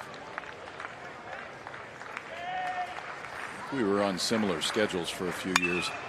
Academic all district, and he's got some pop. Keep it fair. Into the corner. It is foul and over by the friends behind the fence.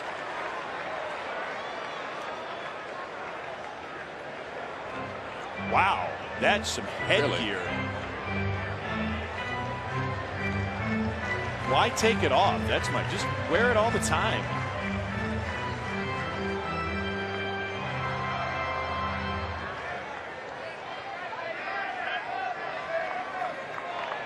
If Boss Hogg was a quarterback, that'd be his lid. Moscow P. Coltrane.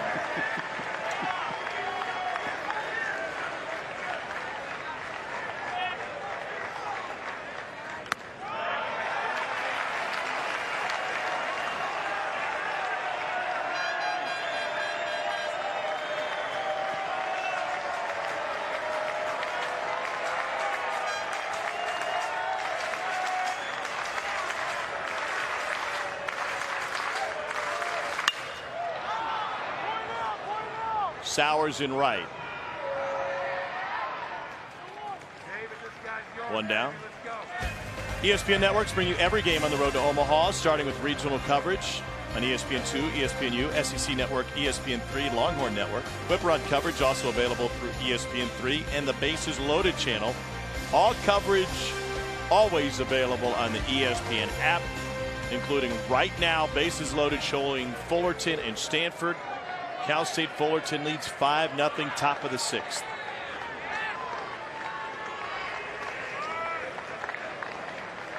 This is David Hamilton for Texas. Pass, Lloyd down the line. Hamilton throws on the brakes on a strong throw from Sowers. You know, speed can beat you in a lot of different ways. It isn't necessarily stolen bases. Sometimes it forces a defense to do different things. Over on first base, Matt Lloyd has to come in. And if not for the speed of Hamilton, there's no chance that he's playing in that spot right there. But they have to respect it. They have to respect his ability to take the bunt right with him. If he's playing a normal depth, there's a lot better chance to make that play. Playing in, can't get to it. Hamilton standing on first base, and he usually doesn't stand there for very long.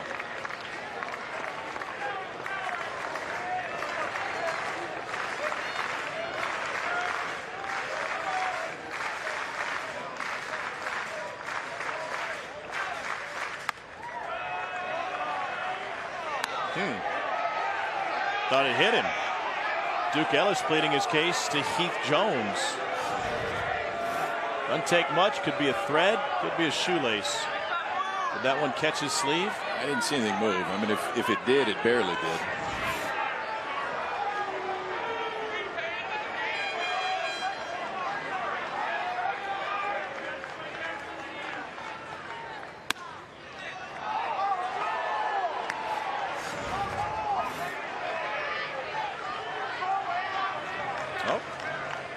We got. No, I didn't see the sleeve move, but it looked like it was on target. They're playing again in Chapel Hill, 1911 North Carolina after a lightning delay. A lot of teams missing their extra points this weekend. Strikeouts are up in the college game, just like the pro game. Home runs are up. Don't see a whole lot of this. 31 stolen bases for Hamilton. Best base stealer in the Big 12.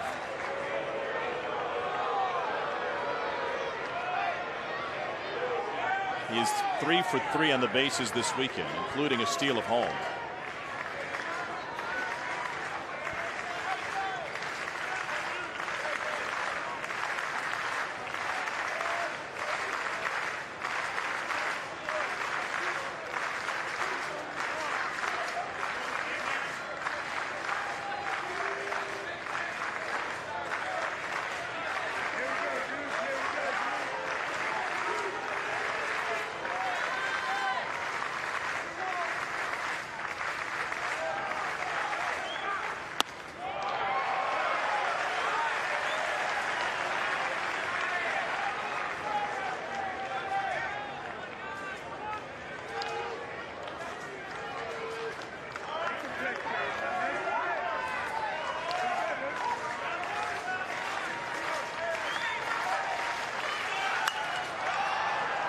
Foul territory, a run for Miller, and he runs out of room. Mentioned David Hamilton's speed a moment ago. This is why Matt Lloyd's playing in. Earlier in this tournament, Hamilton at 3.55 to first base and a bunt that he took with him. Then he would steal third. Then he would steal home. 3 stolen bases for Hamilton in this regional alone. 31 for the year, tops in the Big 12.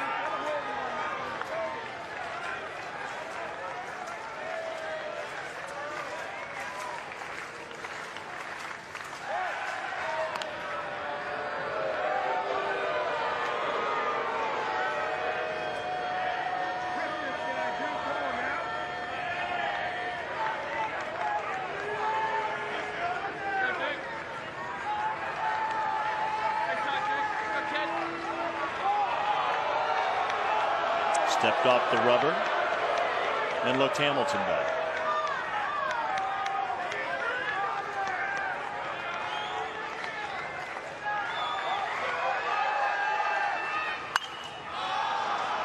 Jammed him. Sowers coming in, Walker back. And Sowers last second. 2 down.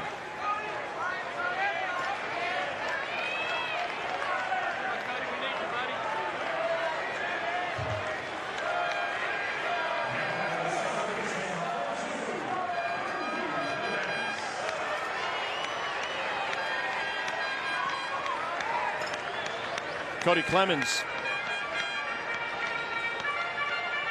1 for 3 with a double.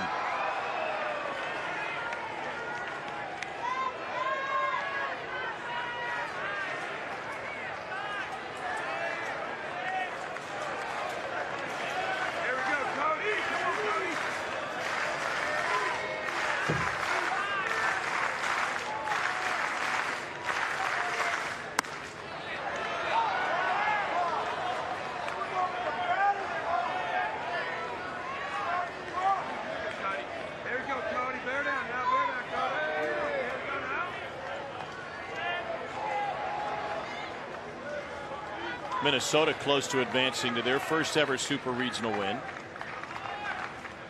Haven't won a regional since '79. Pardon me, '77.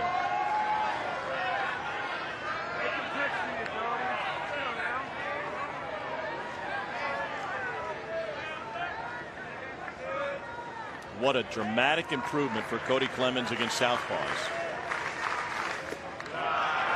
In many ways mirroring his overall improvement, especially in the power game.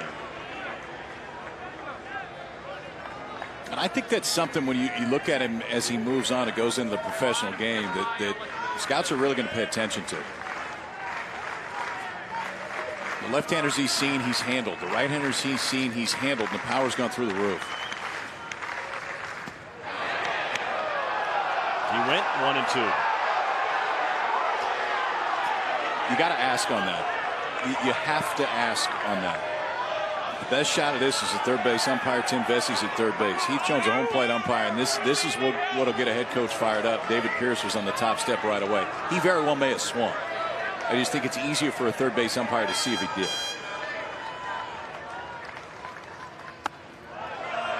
Snap throw to first, off balance by Feynman.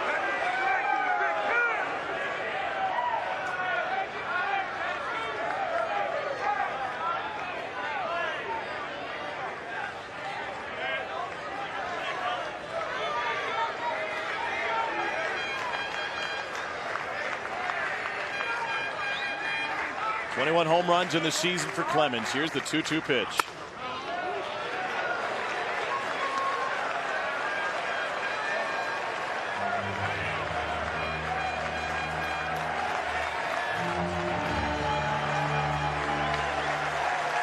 Outfield deep. You know that Hamilton's running right here. Even if it's a single, if it's a deep single into the gap, there's a chance Hamilton can score all the way from first. Payoff pitch. Laced to right field. It'll get to the corner. Hamilton flying around third. He'll score with ease. And Clemens has given Texas the lead in the 7th.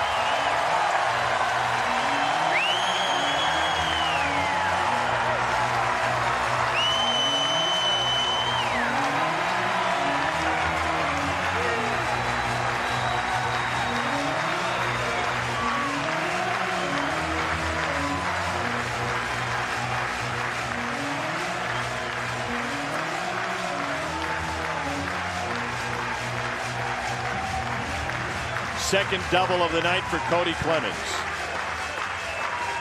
What can't he do right now?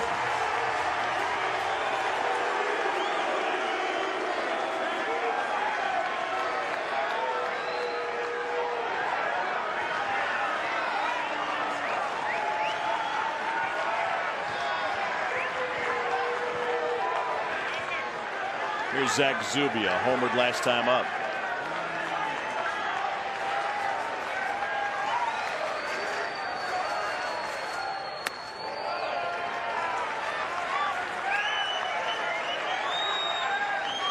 Hamilton trying to cool off.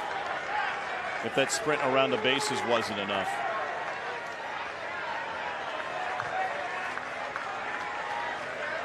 If that were Cody Clemens, it would be a Superman's cape. 429 in the regional, 2 home runs, 2 doubles, and 7 driven in. Zubia, exclamation point, deep into the corner. It is caught. What a play. It is caught. Matt Gorski covers the ground to take the third out and keep Texas off the board. Wow.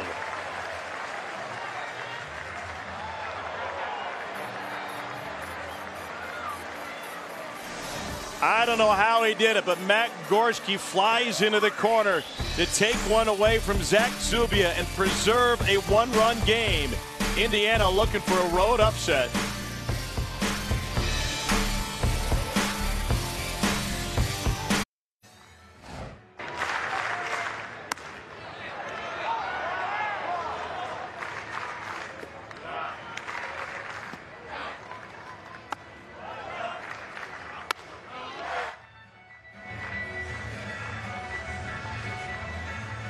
I don't know. Some things need no explanation. You better know your surroundings with that one, or yeah, he just about got somebody on the way by. Yeah, that's like the guy in the backpack on the subway. What do you got on the belt? Those bongo drums? What are those? That would fit. Mini traveling bongos. And maybe he just carries his own speakers with him. We get a game 7. I'm taking you to Texas Chili Parlor tomorrow for lunch, partner. It's right around the corner. You in? Sure. Because what's better when it's 102 than chili? Thinking the same thing. Clemens has it. And Scotty Bradley is retired on a 4-3 groundout. It is a 3-2 lead for Texas. When that ball moments ago left the bat of Zach Zubia, it looked like it was headed for the interstate. Instead, Matt Gorski tracked it down deep in the corner, right on the line. And Indiana is only down 1 in the 7th. As the regional scores continue to roll in, it's evident at least half of our College World Series field from last year will be replaced. Jim Schlossnagle and TCU went 4 consecutive seasons. They didn't make it to the tournament. A&M was eliminated early today. Louisville was eliminated tonight. Florida State was eliminated yesterday. Last year's World Series team still in play: Fullerton, LSU for now, Florida, and Oregon State. And we're not yet out of the first weekend. This is Justin Walker. Big leg kick on the breaking ball. Reynolds fires, got him.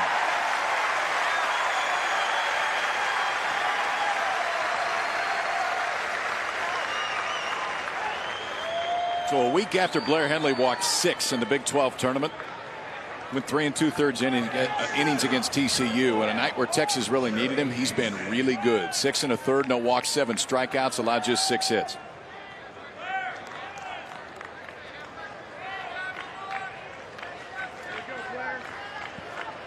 North Carolina finished off Houston. The Tar Heels making their 8th Super Regional appearance, the first since reaching Omaha in 2013.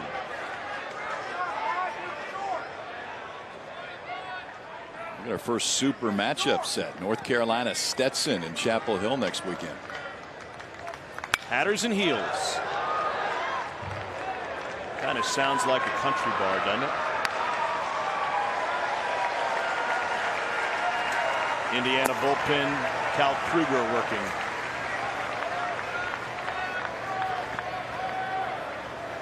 He's working like he's coming in the game.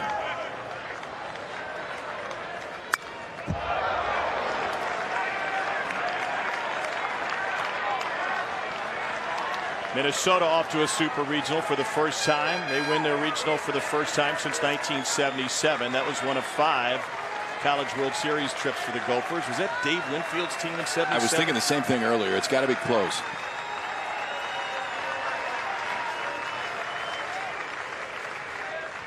Jeremy Houston chases one in the turf. It's a 1-2-3 frame shutdown inning by Blair Henley with a look back to the plate. 9 pitches for Henley to finish. We go to the 8th. 1-run lead for the Horns.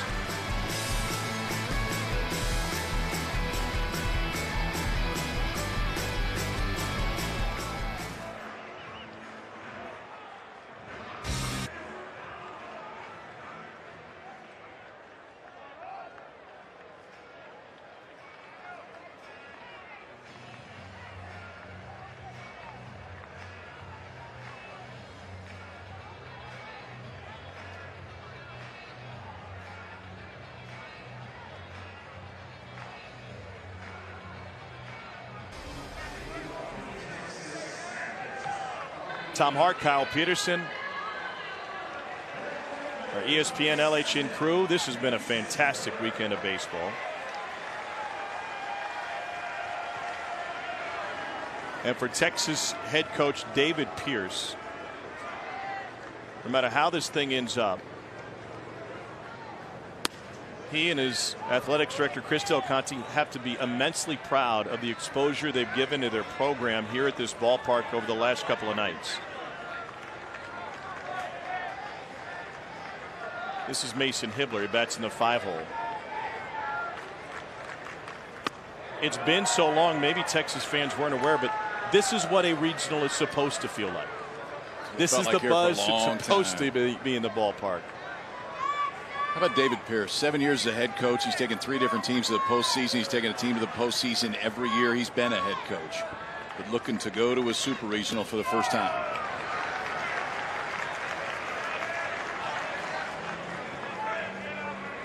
Regional finalist each of his first 2 years here at Texas.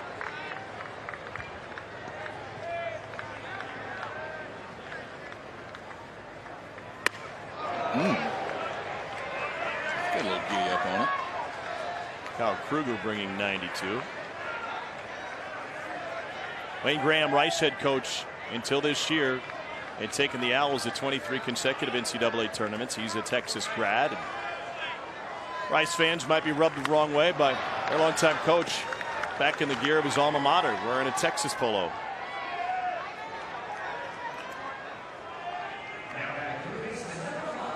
Give me a chance to talk to Wayne. I always love talking to Wayne.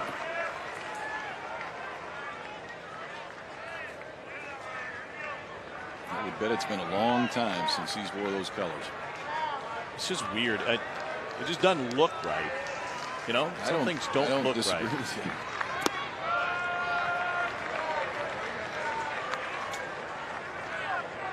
I don't think Wayne Graham ever does anything without giving thought to it. Wasn't as if he just happened to pull that shirt on. No, I think there's some intent there.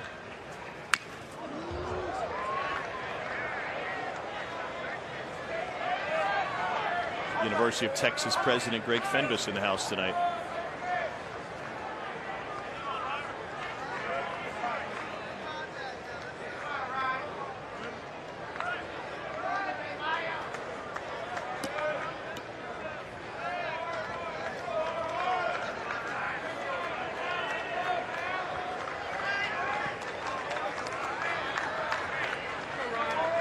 Ryan Reynolds is 1 for 3.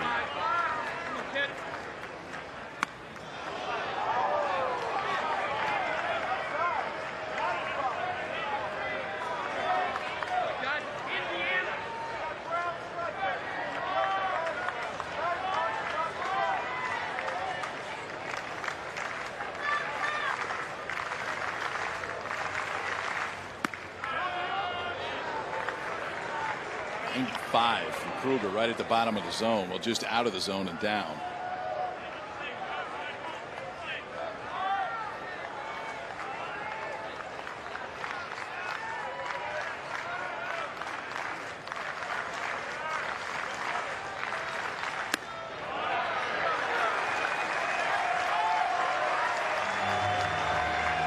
It's a full count to Ryan Reynolds.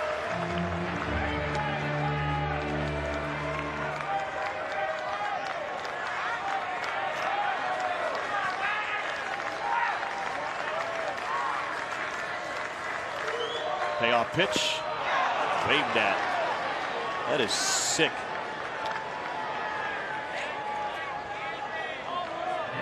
Darting fastball comes in at 92. Short, quick arm action, too. It gets on you a little bit quicker than you think it will.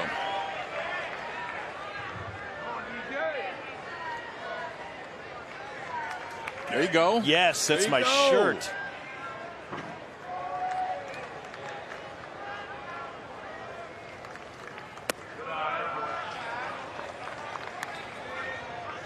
If you have a moment, I want you to go back and listen to some Matthew McConaughey interviews about his role in that movie and how he came about finding that phrase. 1-1. He wasn't even supposed to have a speaking part. Prior to that, his only acting came in a Miller Lite commercial. The guys running the movie found him in a bar one night, said, "Hey, you want to be in our show?" "Yeah, sure."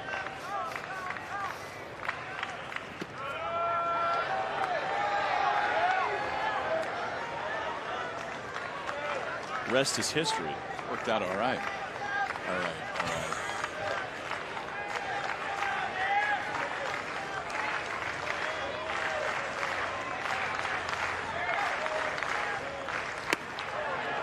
Three and one now.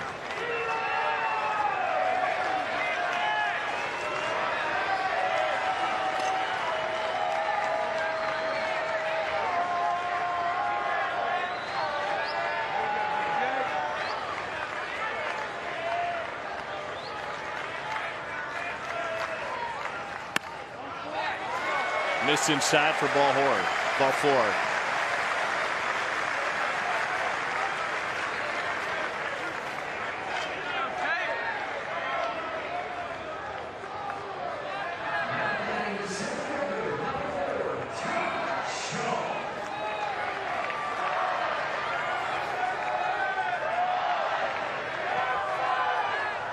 get one before I leave.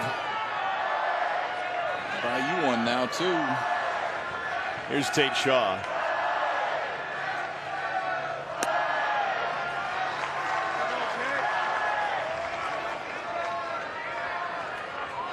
The only thing I would change in that shirt is I'd put Wooderson across the back of it, kind of like a jersey.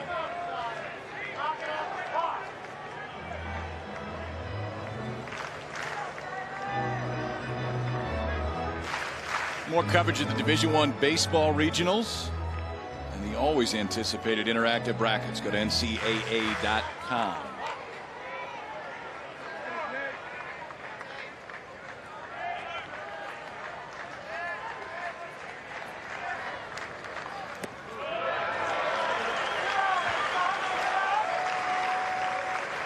Peeking ahead to Indiana's 8th. They'll have the top of the order due up. Eustace, Lloyd, and Miller. So Texas far from being out of the woods. An insurance run sure would be nice. 2-1.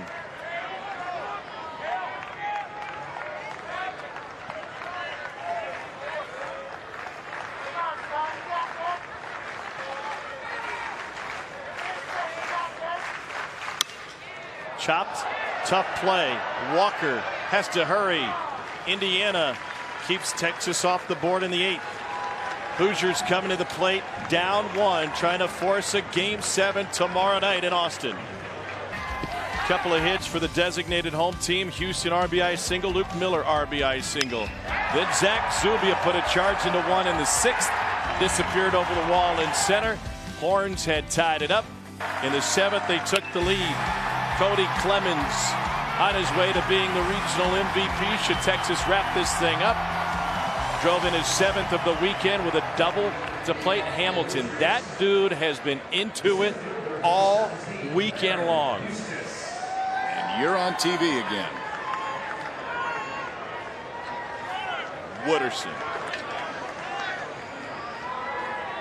And a ride home in a Chevelle.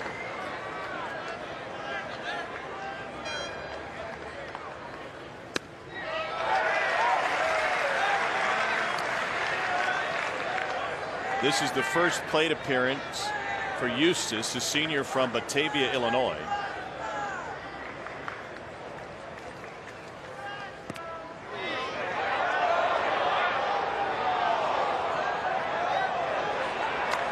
Laren Eustace has great speed in center field. Here's a look at what Texas has done on the mound this weekend. Chase Sugar, 6 shutout, 5 Ks, didn't walk a man. Nolan Kingham pitching through his illness. Lost his lunch after 7 2/3 when he struck out 8 and walked only 1. Little tapper. Henley. 1 down. Cody Clemens is going to be the MVP of this regional if things hold and Texas wins. But there's a tip of the hat to the starters for the Longhorns, because that, to me, was the biggest question coming into this regional. How would their starters do? Over the course of 3 starts, they've struck out 21 and walked 1. When you look back on this, obviously Clemens a big reason why Texas is in the position they are, but the starting pitching has been outstanding. David Pierce.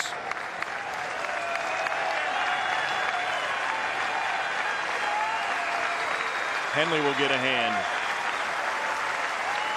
Sugar gonna run out to the bullpen. They might run him back out. That was part of the expectation for this week. Blair Henley has done enough to earn a win.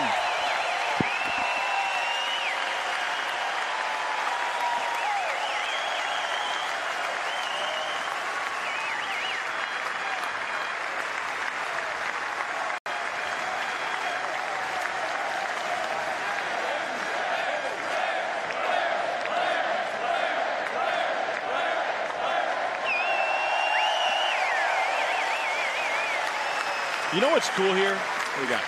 That's cool. Yeah, and that's happened a few times this weekend. And in the big leagues, you got to do a few different things and have it be late in the game to get your curtain call. Here at Dish Falk, no. You've earned it. You've earned it early. Well, and you know what? When they haven't been in this position since 2011, they've been waiting to do that for a while.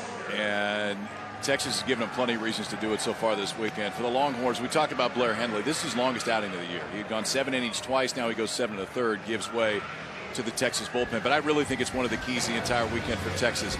It was a question mark, and really it was the biggest question mark on this club, because the starting staff doesn't lack ability. It just lacked consistency throughout the course of the season. Henley had been the most consistent, but his last start against TCU in the Big 12 tournament, he walked 6 3 2/3. He was dialed in tonight, and I think he got better as the night went on. 7 1/3 innings for Henley, and he gives way to the bullpen here in the 8th. It'll be Josh Sawyer taking over. Career high 8 strikeouts, and he didn't walk a batter.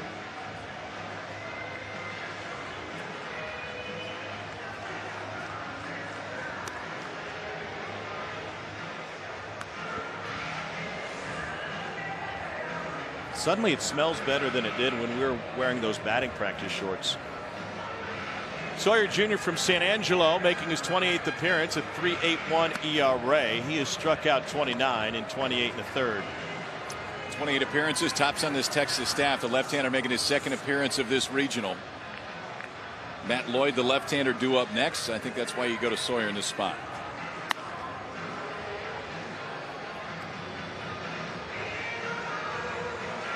That dude.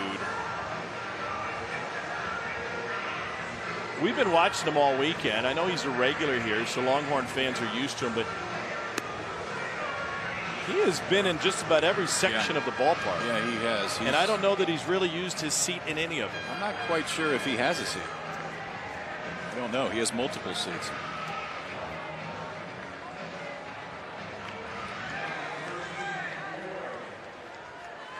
So they bring in Sawyer, the left-hander, to face the lefty Lloyd, who hits 70 points less against lefties than he does righties.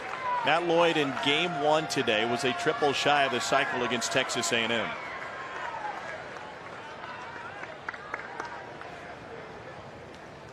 He's hitless here in game 2. Couldn't find 94.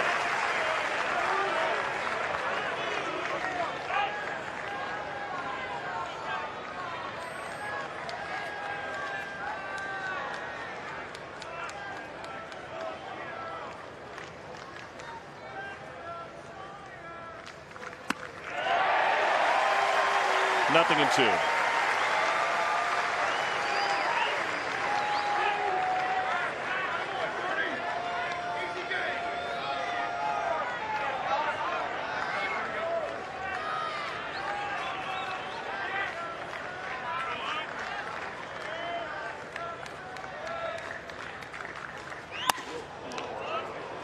Bringing it. 96 from a lefty.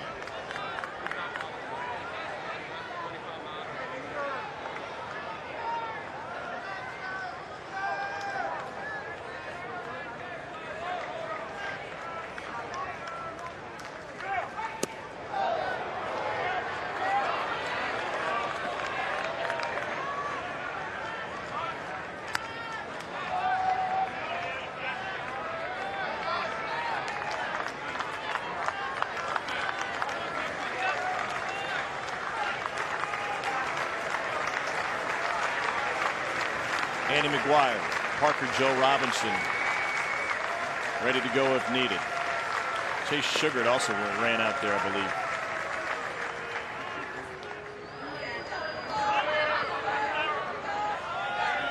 This may be the only hitter that Sawyer faces. Miller, Gorski, Sowers, Feynman all follow, all from the right side.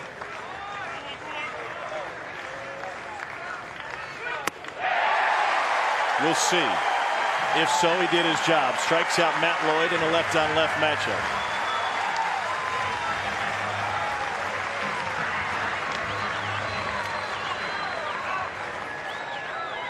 Get the curveball, Ricky, just throwing the heater, and that's all that Sawyer did when he came in. Fastball up to 96. Matt Lloyd just not able to get around on that one. Elsewhere tonight, Oregon State in control against LSU, trying to finish off their ticket to the Super Regional, and Mississippi State leads Oklahoma 13-5.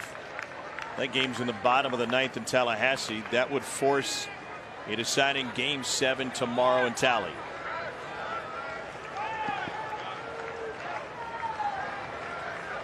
Best 2 words in sports. Game 7.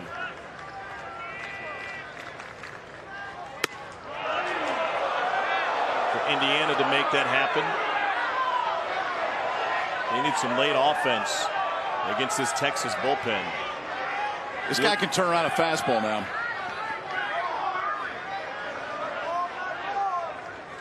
Two bombs against A&M Friday afternoon.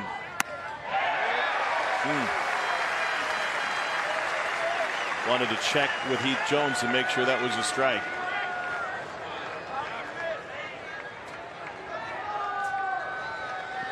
Turned down the draft to return to Bloomington.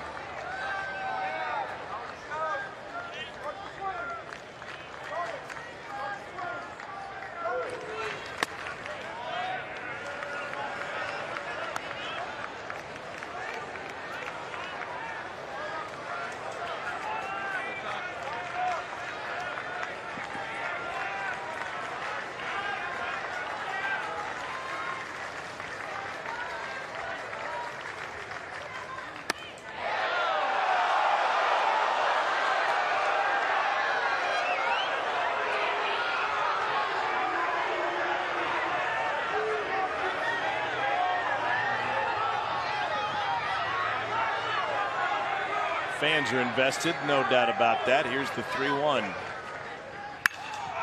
Laced to center field. Miller with a 2-out single, his 3rd hit of the game. He's batting .500 for the regional, 8 for 16.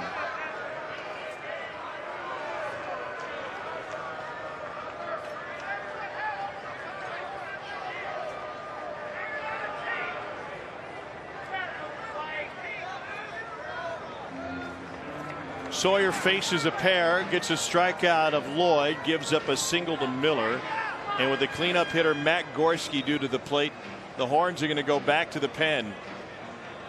Tell you about Parker Joe Robinson.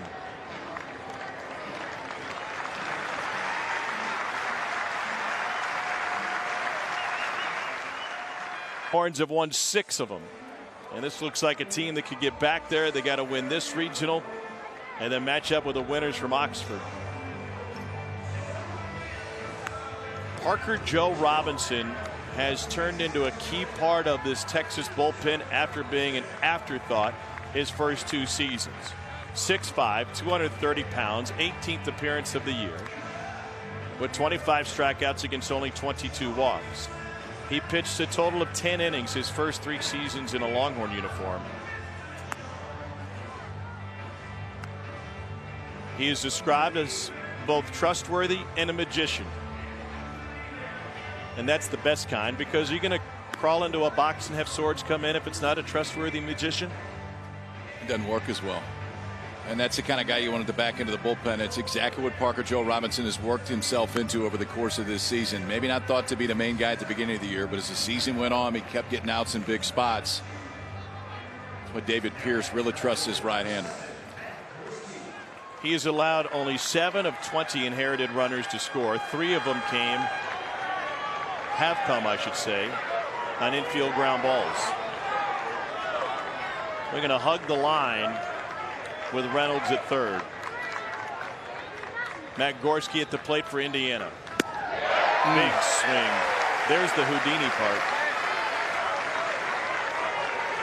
I don't know if I'd try that magic trick again, though. Breaking ball that hangs on the inner 3rd. Gorski has enough power to ride that one out. Missed his spot by about 3 feet that time. 1-1.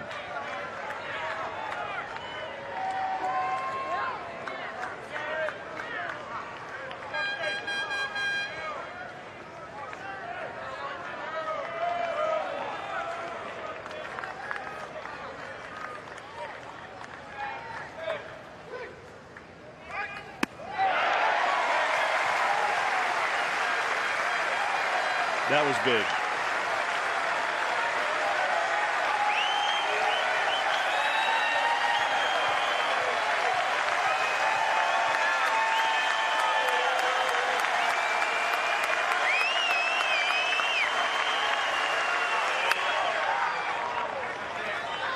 The defensive swing for Matt Gorski. It's that late action that Parker Joe Robinson gets on that fastball that just hammers into the hands of right-handed hitters.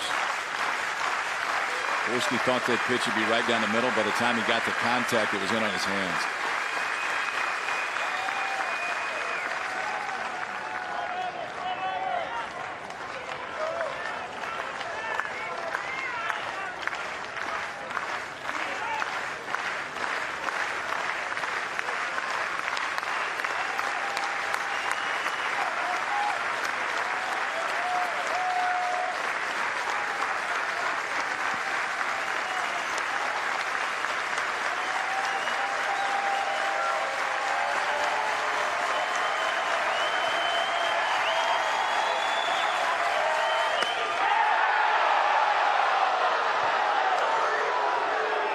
The reaction behind home plate says it all.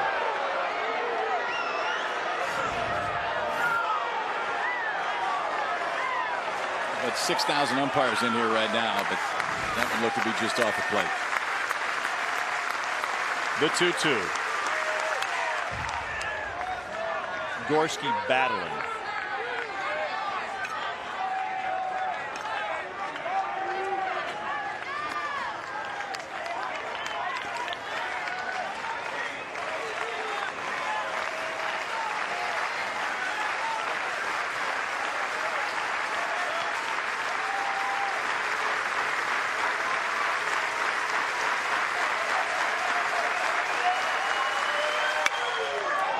Deep to left field. Over the head and into the bullpen. Mason Hibbler couldn't find it. And Indiana in business, but they may have cost him a run. Yes, that short wall in the bullpen in left field just kept this ball game 3-2. Because when that gets over the head of Hibbler in left field, if that hits off the wall, Luke Miller scoring from first. 2 outs, he's running on the hands, and this one Gorski got. The swings up to this point, it seemed a little bit defensive. When Hibbler can't get there, it hits off the top of the wall. If that is 6 inches lower and it hits that wall and comes back, this game is tied. They cut that fence down a couple of years ago when they brought the outfield fence in around the ballpark. And that keeps it a 1-run game. First extra base hit of this game for Indiana. In Tallahassee, Mississippi State beat Oklahoma 13-5. They'll have a game 7 in that regional. First of the year to go the distance. The senior Logan Sowers trying to extend his career. And he takes a first pitch fastball. Sowers, one of the top hitters in Indiana history. He got a standing ovation on senior day after a couple of home runs against Maryland. And a hit here could push Indiana to tomorrow night. Off the plate, 1-1.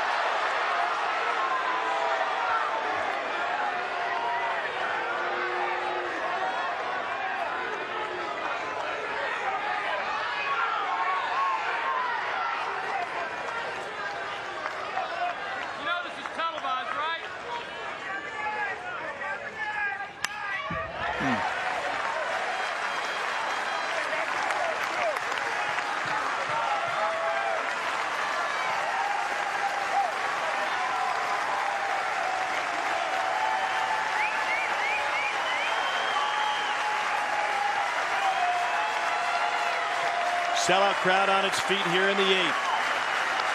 Tying run 90 feet away for Logan Sowers. A little dribbler. Reynolds bare hands, throws high but on target. And Texas escapes. The Houdini. Parker Joe Robinson does it again.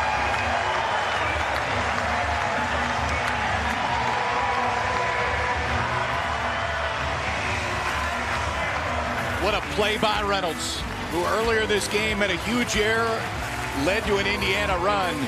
Right here, though, the bare hand, one chance to make this play. Perfect throw to end the inning. The Horns lead it 3-2 to the 9th.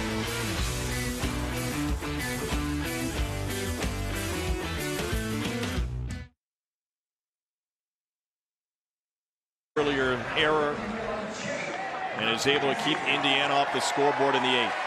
That's a big time play because you've got one chance. If he doesn't get a good grip right when he goes down and throw it off that right foot, there's no chance that they get Sowers at first.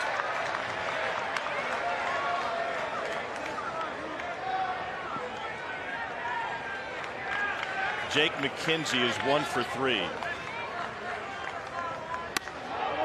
What a wild ride it's been for Texas baseball this season. In February, they went to LSU. Augie Garrido threw out the first pitch with Skip Bertman. They dropped 2 out of 3 there. Stanford came to town. Texas won the opener. Then they lost 3 in a row, and none of them were close. Road trip to Arkansas followed. Razorbacks weren't friendly hosts. They scored 20 runs in 2 games. Texas was 9-9. David Pierce turned to an Augieism. He said, do the little things. Take it pitch by pitch, at bat by at bat, and inning by inning. Augie at that point in the season had just suffered a stroke. He would pass away on March 15th, immediately prior to their Kansas series. That was an emotional weekend. Texas swept Kansas. They won game 1 14-4, a shutout in game 2 and a 1-run victory in game 3, and the Longhorns were off and running. Augie won 5 national championships in his life. A pair with Texas, the last coming in 05.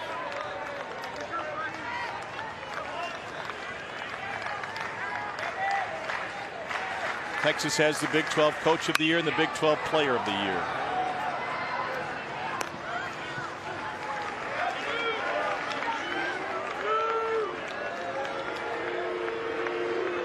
And now Duke Ellis coming up.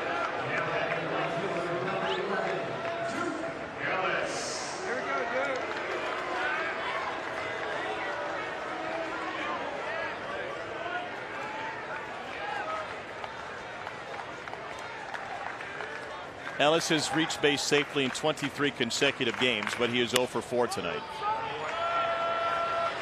Cal Kruger misses inside with his fastball.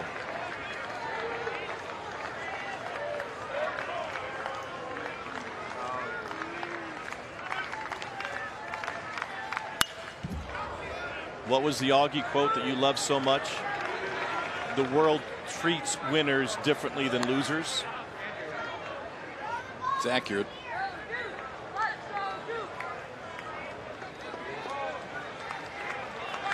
He had a lot of them.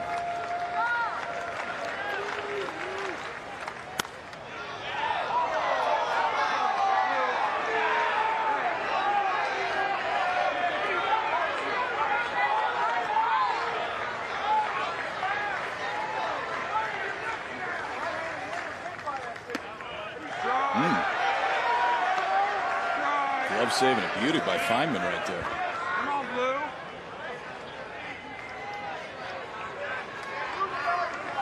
Here in the 8th inning at Sunken Diamond, Cal State Fullerton leads Stanford 5-2.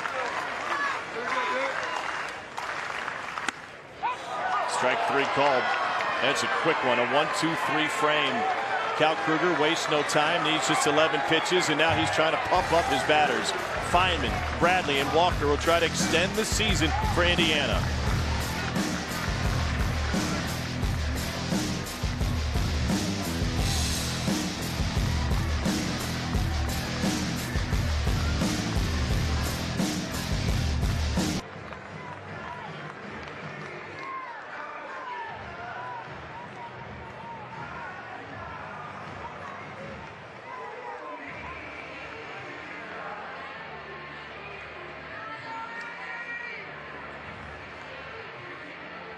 The Longhorns broke open a 2-all tie with a single run in the 7th, and that's where we stand. Indiana needs to come from behind to force a decisive Game 7 tomorrow night. The well-traveled Andy McGuire, 6'1" junior from Oakton, Virginia, trying to pick up his team-high 8th save, an ERA of 2.05. and a funky, speedy delivery. Don't blink when McGuire's on the mound. He works quick. It's a quick first step. It's a quick arm angle, and many times that McGuire's been in this year, it's been a quick inning. He and Parker Joe Robinson have been so reliable at the back end, and this again was not exactly somebody that Texas thought would be finishing ball games when this season started. He was recruited as a middle infielder. He left the program at one point to go to South Carolina Aiken. He had exactly one workout with that team, spent 10 days there. Said, I want to get back to Austin. He did, and even though he wasn't a member of the team for the last 2 years, he's a key component now. Trying to finish off with the Texas bullpen started in the regional.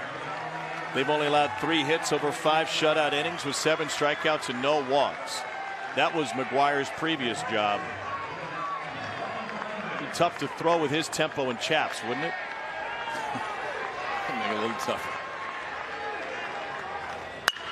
First pitch ripped to left field. It drops in front of Hibbler, and Ryan Feynman is on base with the tying run.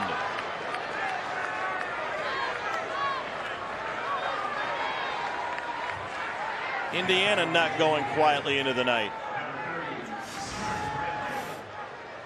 Feynman's work will be done for the night, but not wasting any time. You expect you're going to get a first pitch fastball when McGuire comes out of the bullpen. Feynman didn't waste any time. Saw it, rips it to left, and IU has their leadoff man on here in the ninth. Cole Barr will run.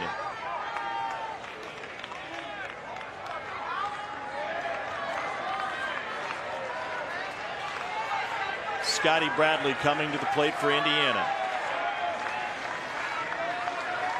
He has 2 hits tonight. 5 for 14 this weekend with a home run.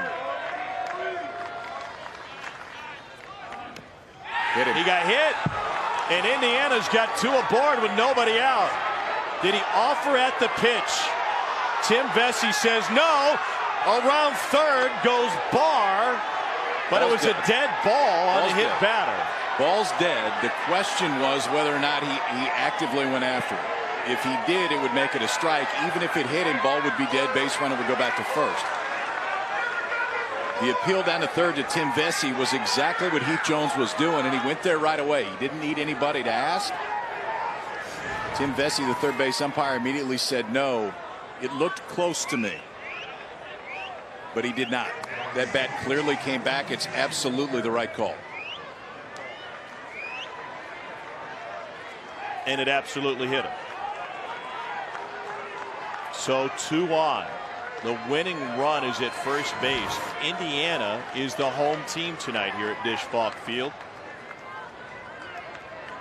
And we'll have our second pinch runner of the inning. Barr will be the runner at second. Colby Stratton will be the runner at first.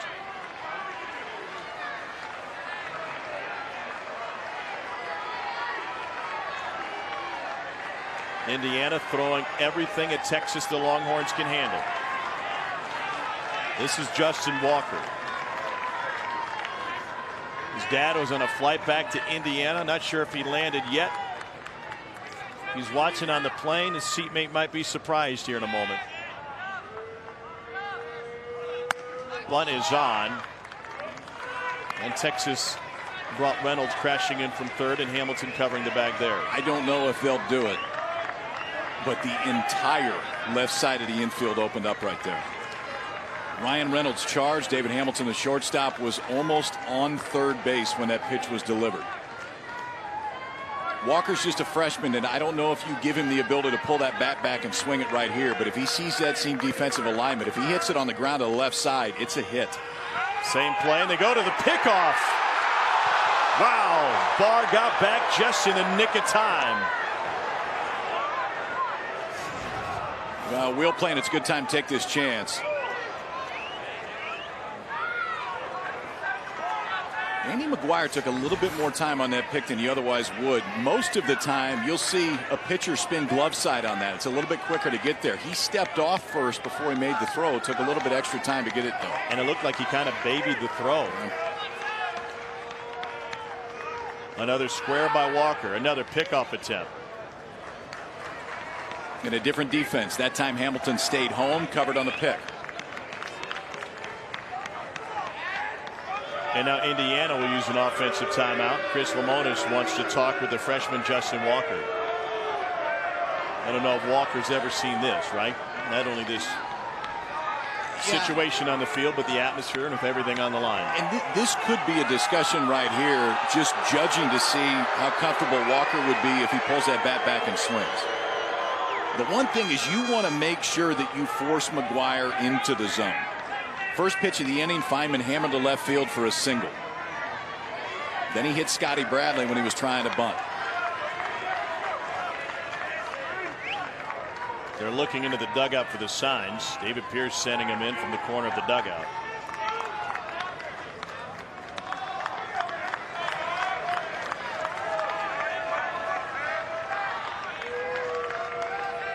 McKenzie crashing from first. And there's a strike. Could it have been that Lemonis was saying, we're going to make him throw you a strike? Could have.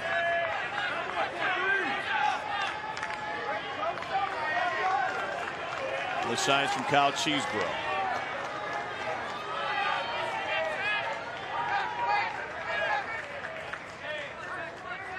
McKenzie coming in from first again. And it's bunted foul. And he bunted ball two.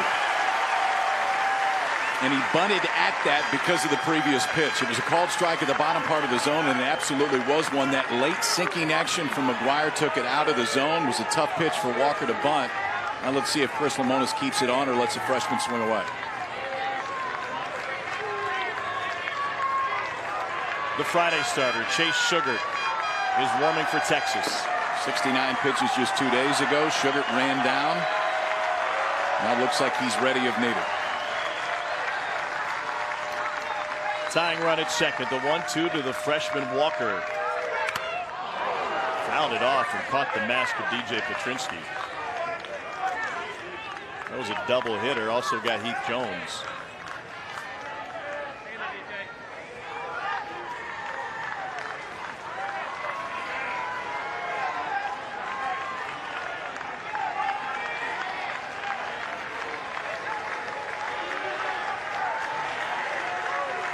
Barr at second, Stratton at first.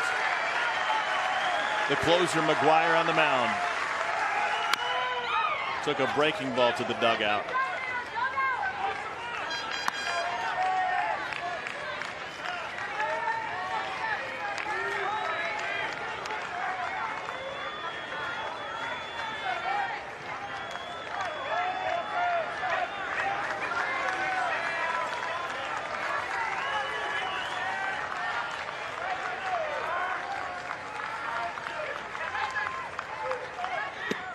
Got him swinging. One down.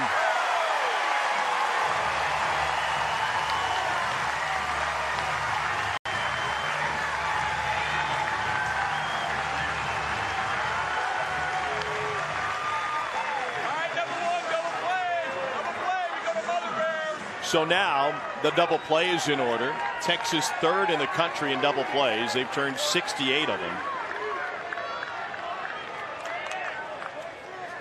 Hamilton and Clemens up the middle. Jeremy Houston is 1 for 3 tonight.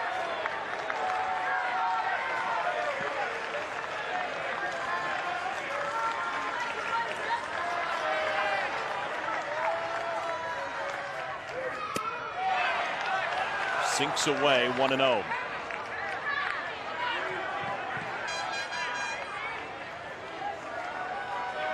They've gone to the top of the ninth in Palo Alto. Fullerton leads Stanford 5-2. Titans an out away from eliminating the number 2 national seed. 2-0.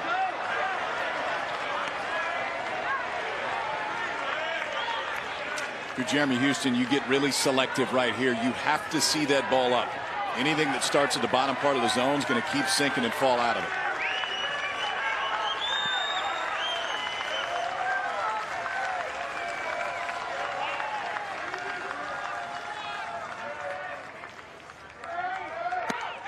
Misses up 3-0.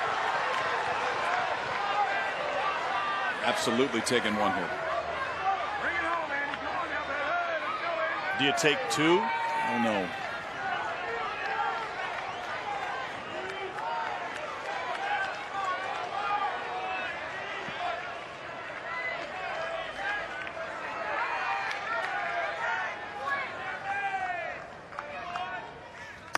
It's ball 4. A 4-pitch walk to the 9-hole hitter Jeremy Houston.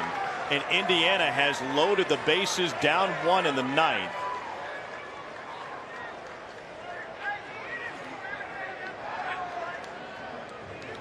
We talked a lot about Indiana's closer Matt Lloyd perhaps being affected by playing in the field and the hot weather here in Austin, and maybe that was the case with McGuire. He gets 1 out via a strikeout of the freshman, but he'll have to hand the ball off. And he's giving it up to the Friday starter, Chase Sugar. This is what Sugar did Friday night to start the tournament for Texas. He was really good just 2 days ago. Sugar, who was in this bullpen role last year, has stepped into the starter's role, and when he struggled, it's just been the inability to throw strikes. He did not have that challenge against Texas Southern. Filled up the zone, went 6 complete through 69 pitches, and now on 1 day's rest, they're looking for 2 more outs from Sugar right here. 5'10" junior from Bridge City, Texas. We have another top 8 national seed eliminated. Cal State Fullerton just knocked off Stanford. Fullerton is the 9th team to reserve its spot in the super regional field. Talked to Chase Sugar a couple days ago about his transfer from the bullpen to a starter's role. He said one of the issues was being focused early on, bringing emotion or perhaps too much emotion into a game. He said sometimes it's hard to learn how to pace myself. He doesn't need to worry about pacing now. He doesn't need to worry about pacing now, but he still needs to worry about emotions, because this is a role that he hasn't been in a while. He's used to it because he was in it last year, but this year has primarily worked out of the starter's role. This one's different. And now emotions can cause you to maybe try to do too much. You look around, you got the bases loaded, stands are packed, and you know that if you get 2 outs and nobody else scores, you're going to be playing next weekend. It's the type of environment that Chase Sugar wants to be in. He just hadn't been in it about a year. And we'll see if it changes his pitch selection as well. 2-pitch pitcher last year. And he'll face a pinch hitter. Sam Krall is due up for Indiana. This is the top of the order. They replaced Logan Kalitha back in the 5th inning. He had been the leadoff man. And then we have Matt Lloyd coming up. Texas with a win will advance to its 10th super regional. A Hoosier victory will bring us back tomorrow night.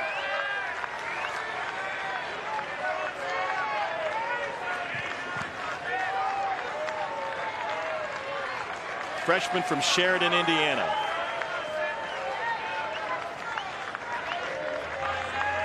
Sam Krall, the lefty, facing Chase Sugar.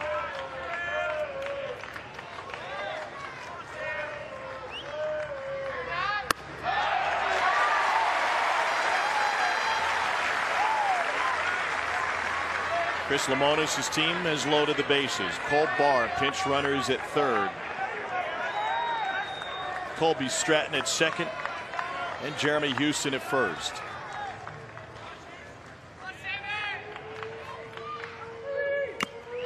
Tipped into the catcher's mitt for strike 2.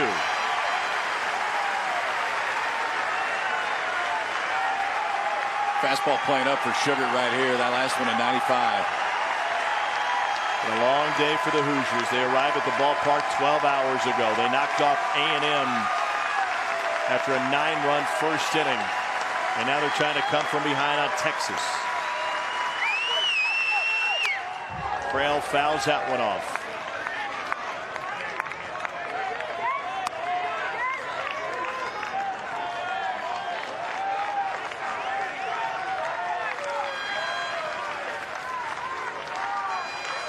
Matt Lloyd's on deck. He homered against the Aggies, was a triple shy of the cycle, but tonight against the Longhorns, he's got an 0 for going. Chase Sugar wants a new baseball. I don't know if I've ever seen a pitcher throw a ball away to the dugout. And then the ball boy, instead of giving new balls to the umpire, just threw one out to the mound. So the umpire has not inspected the ball that Sugared has. That's unique. I don't know that I've seen that one either. Keith Jones, the home plate umpire, looked at the ball boy and told him to throw one out there too.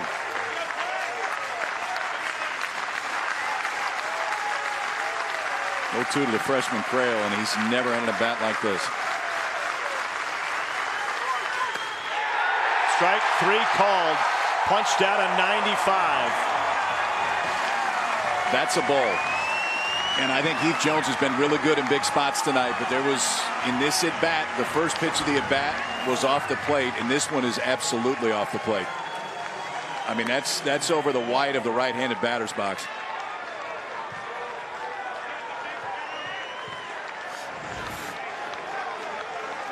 Sometimes umpires react to the emotion in the ballpark. And to me, it had not happened up to that point, but I felt like Heath Jones got caught up in the excitement a little bit in that AB. So here's Matt Lloyd. Inside fastball missed.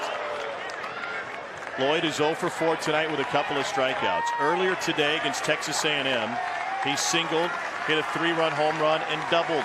He also walked. A hit here would force a Game 7. Into left field. Hibbler chasing towards the line. Now at the fence. He reaches in. He got it. Hibbler then lost it on the way back in. It's not a catch. He didn't finish it. And Texas will have to empty the diamond. Indiana gets another chance.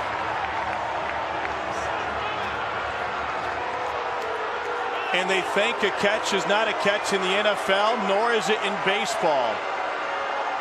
Hibbler reached into the crowd, but as he brought his glove back, the ball went flying out of the leather. The Longhorns were ready to dogpile.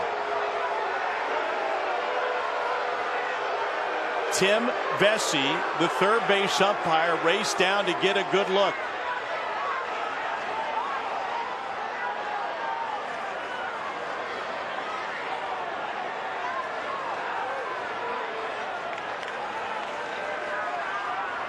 It's a heck of a play by Hibbler just to go get it, because this is a row deep and maybe 2. I think it's the right call. Watch this. Clearly he catches it when it's at this point, but does he control it all the way in? As he comes all the way back and it has to be there. I see it the other way, because I mean, the foot came down. The foot came down, and the glove was on the railing. I think you're right. And I don't know if it was out of celebration, which I think it was. I think it was pure excitement right there from Hibbler. But you can understand the call. It puts Tim Vesey in a really hard spot.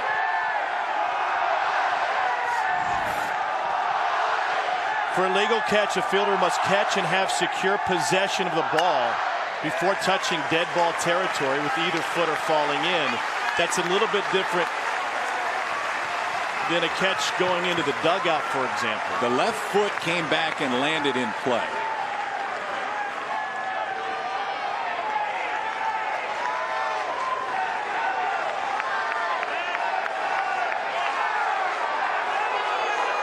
Chris Lemonis.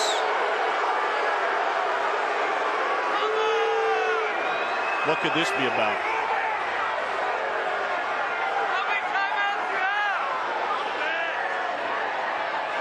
Chris Lemonis might be asking about what we brought up a moment ago, the new ball coming not from the home plate umpire, but from the Texas ball boy. Well, it shouldn't. It should not come from there. If nothing else, they're going to get entered into play from there, but ultimately, I've never seen that. Now we've seen it twice in this inning. Chase Sugart's a strike away from sending Texas to a super. The 1-2 to Matt Lloyd with the bases loaded, and he fouled it back.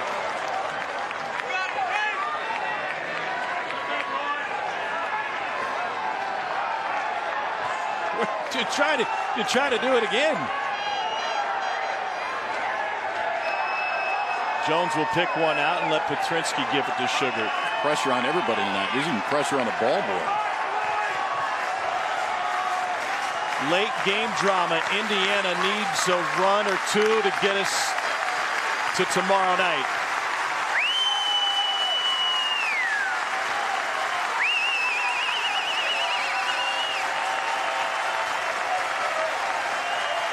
Sugart's 1-2 to Lloyd. Swing and a miss. Texas wins.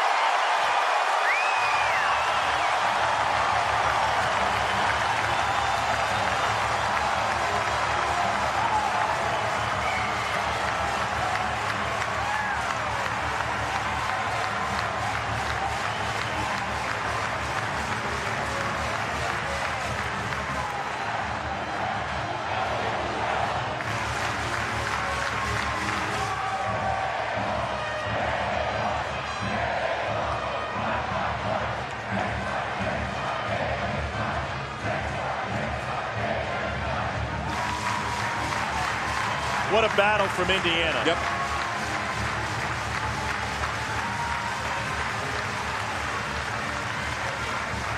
Cody Clemens provided the heroics against Texas A&M. Had some big hits in this one too.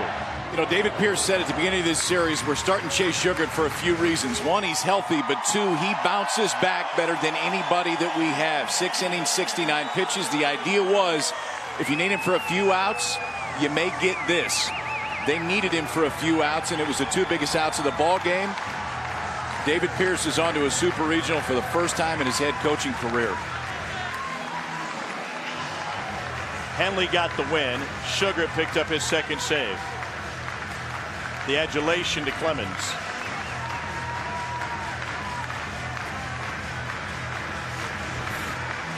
Some people flinch when Texas had a chance to host. They won the Big 12, they earned the honor, and they have protected their home field. They get through the regional without a loss, and now they await their opponent out of Oxford, Mississippi.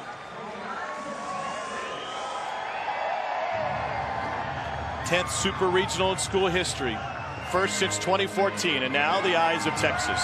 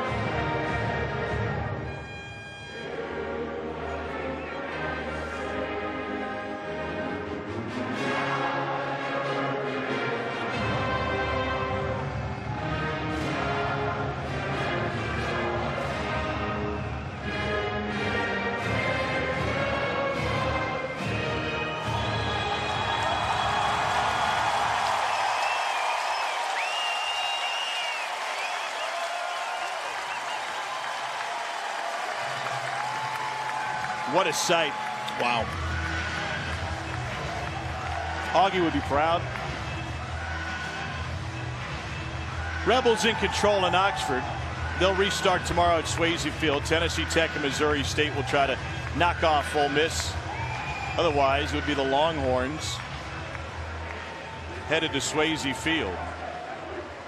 They last met in a super regional with Texas winning all 2 out of 3 in 2005 on their way to a national championship.